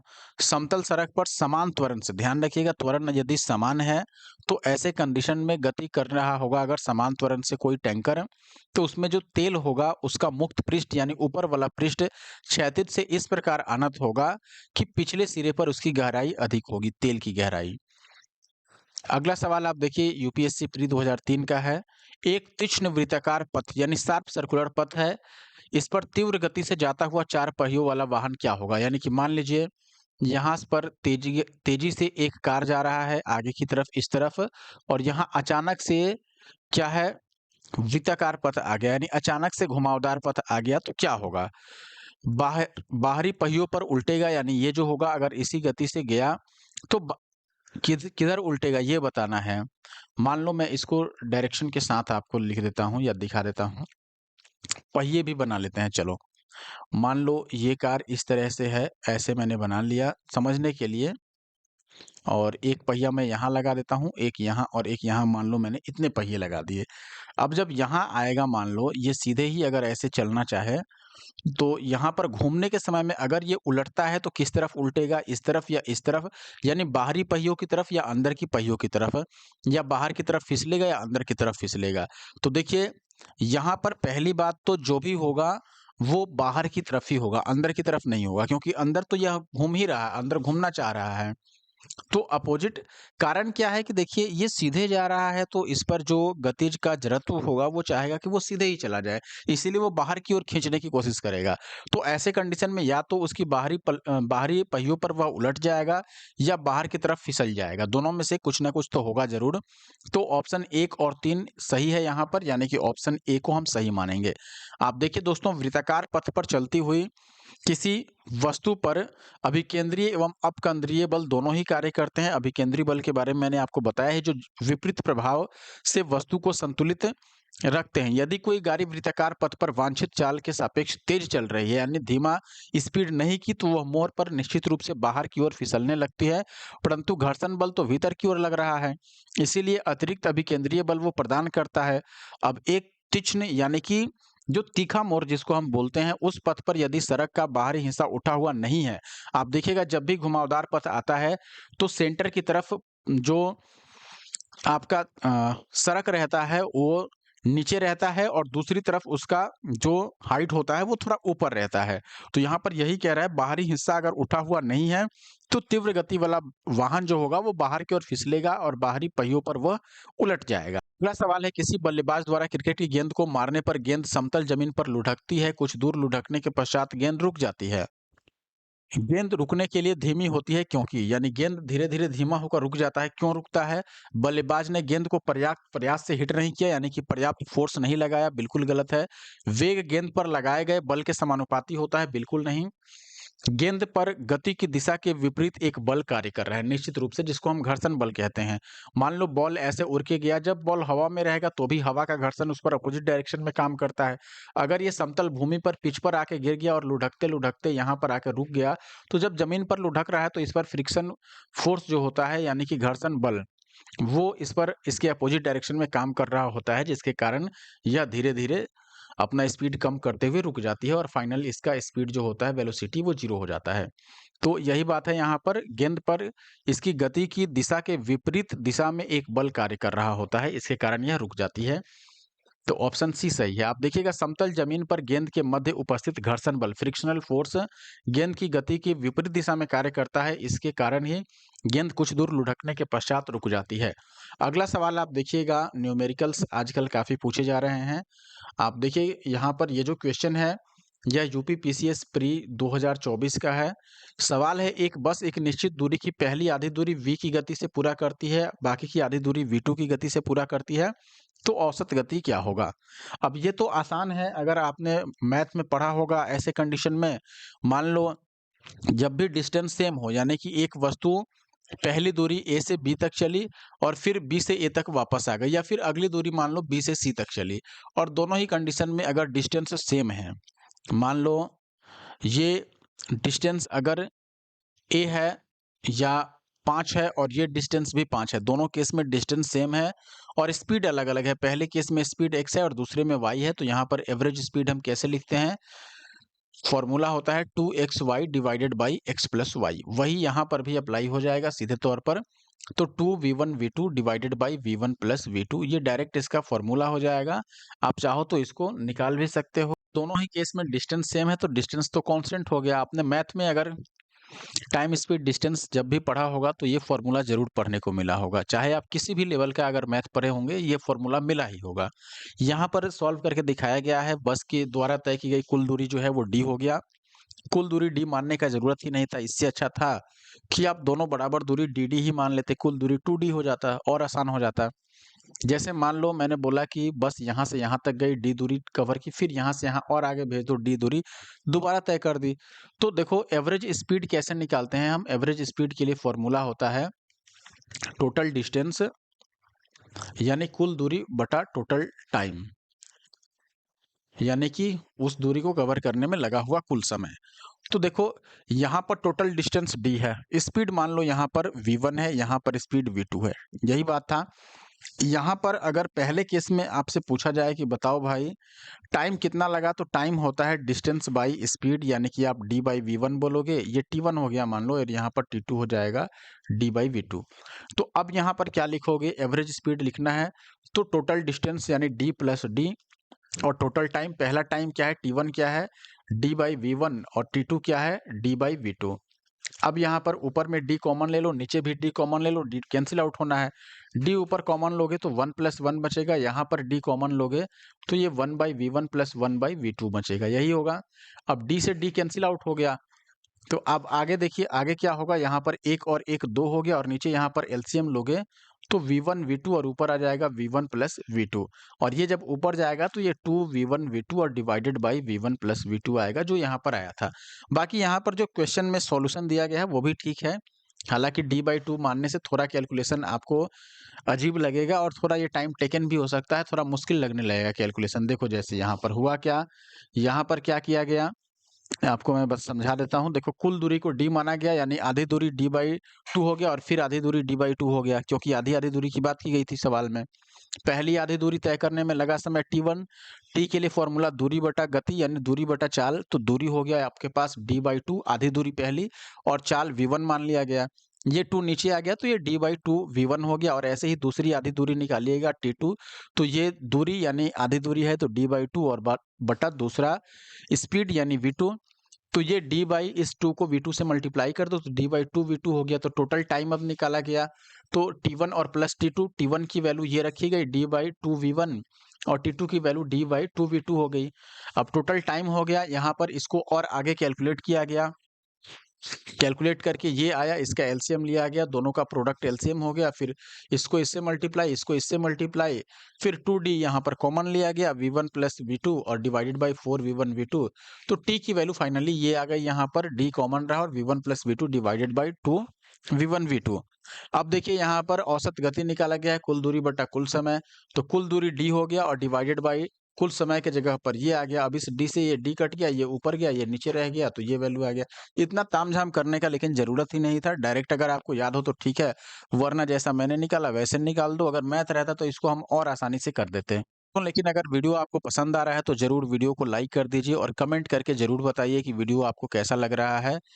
आप सभी के कमेंट मैं जरूर पढ़ता हूँ, और जितने लोग रेगुलर कमेंट करते हैं उनके तो नाम भी मैं याद रखता हूँ।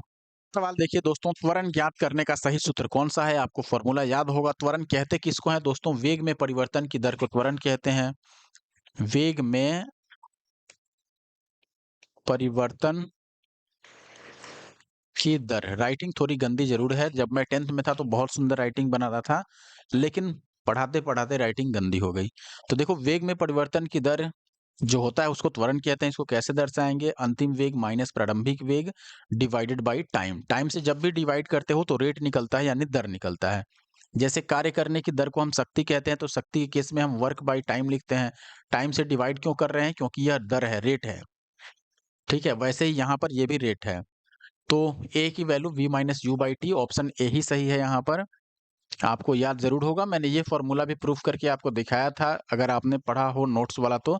ये सारी चीज़ें मैंने बता ही दिया, v का मतलब अंतिम वेग, u का मतलब प्रारंभिक वेग, a हो गया त्वरण, एक्सेलरेशन, t फॉर टाइम। अगला सवाल है क्वेश्चन नंबर 42, कितनी बार है आप देख सकते हैं। वॉशिंग मशीन किस सिद्धांत पर कार्य करता है दोस्तों? अपकेंद्रण के सिद्धांत पर यह कार्य करता है, यानी सेंटर में सबको खींचता है। अभिकेंद्री बल यहाँ पर काम करता है। अभिकेंद्री नहीं, अपकेंद्रीय है, यानी केंद्र से बाहर की ओर। मैंने उल्टा बता दिया, कोई बात नहीं, आप यहाँ देख लीजिए। वह प्रतिक्रिया बल जो परिमाण में अभिकेंद्रीय बल के बराबर होता है, लेकिन दिशा उल्टा होता है। एक होता है अभिकेंद्री बल, देखो अगर सर्कुलर पथ पर कोई वस्तु गति करती है तो मैंने बताया सेंटर की तरफ एक फोर्स लगता है जिसको हम सेंट्रीपिटल फोर्स बोलते हैं, और ऐसे ही कंडीशन में जो बाहर की ओर बल लगता है उसको हम सेंट्रीफ्यूगल फोर्स यानी कि अपकेंद्रीय बल बोलते हैं। क्योंकि आपने अभी न्यूटन के तीसरे गति नियम में पढ़ा था कि हर एक क्रिया के विपरीत और समान प्रतिक्रिया होती है। तो अगर अंदर की तरफ बल लग रहा है तो बाहर की तरफ भी बल लग रहा होगा। तो जो अंदर की तरफ केंद्र की ओर बल लगता है केंद्र की दिशा में उसको अभिकेंद्रीय बल बोलते हैं, अभिकेंद्रीय बल। और जो केंद्र के बाहर की दिशा की ओर यानी उल्टा दिशा में उसके विपरीत जो कार्य करता है केंद्र से बाहर की ओर उसको अपकेंद्रीय बल बोलते हैं। वॉशिंग मशीन, दूध से मक्खन निकालने की मशीन, जो दूध मथने वाला मशीन होता है, वो सब अपकेंद्रीय बल के सिद्धांत पर कार्य करते हैं। अगला सवाल है यहाँ पर, मथने के पश्चात क्रीम का दूध से पृथक हो जाने का कारण है कौन सा बल? अपकेंद्री बल, अभी आपने देखा। और ये जो सवाल था दोस्तों, ये आखिरी सवाल था। आप यहाँ पर ये भी देख सकते हैं कि मथने के पश्चात क्रीम दूध से अलग हो जाता है, इसका कारण है अपकेंद्रीय बल। तो ये आखिरी सवाल था। इसके बाद जो टॉपिक है वो गुरुत्व के अधीन गति है। तो ये भी हम पढ़ लेंगे बहुत जल्दी, यानी कि इसमें गुरुत्वाकर्षण बल, आपको गुरुत्वाकर्षण ग्रेविटेशन के बारे में पढ़ना होगा। मैं आपको पेज देख के अभी बता भी सकता हूँ कि उसमें कितने क्वेश्चन हैं। तो गुरुत्वाकर्षण वाले में भी अच्छे खासे क्वेश्चन हैं, लगभग इतने ही क्वेश्चन हैं, 42 क्वेश्चन के आसपास हैं उसमें। तो हम जल्दी ही उस टॉपिक को भी कवर करेंगे, लेकिन ये वीडियो यहाँ पर हम समाप्त करते हैं। आपसे रिक्वेस्ट है कि अगर आपने हमारे यूट्यूब चैनल को सब्सक्राइब नहीं किया है अभी तक दोस्तों, तो ऐसे और वीडियो देखने के लिए आप हमारे YouTube channel the GS solver को जरूर सब्सक्राइब कर लीजिए। जिनको भी पीडीएफ नहीं मिलता है आप कमेंट बॉक्स में कमेंट कीजिए। इवन आप इंस्टाग्राम पे भी डायरेक्ट नंदन कुमार सर्च कर सकते हैं, और वहाँ पे भी आप मुझे फॉलो कर सकते हैं और मैसेज कर सकते हैं। अगर आपको कोई भी चीज़ चाहिए, आपको ज़रूर प्रोवाइड कराई जाएगी। अब मिलेंगे हम नेक्स्ट वीडियो में, तब तक के लिए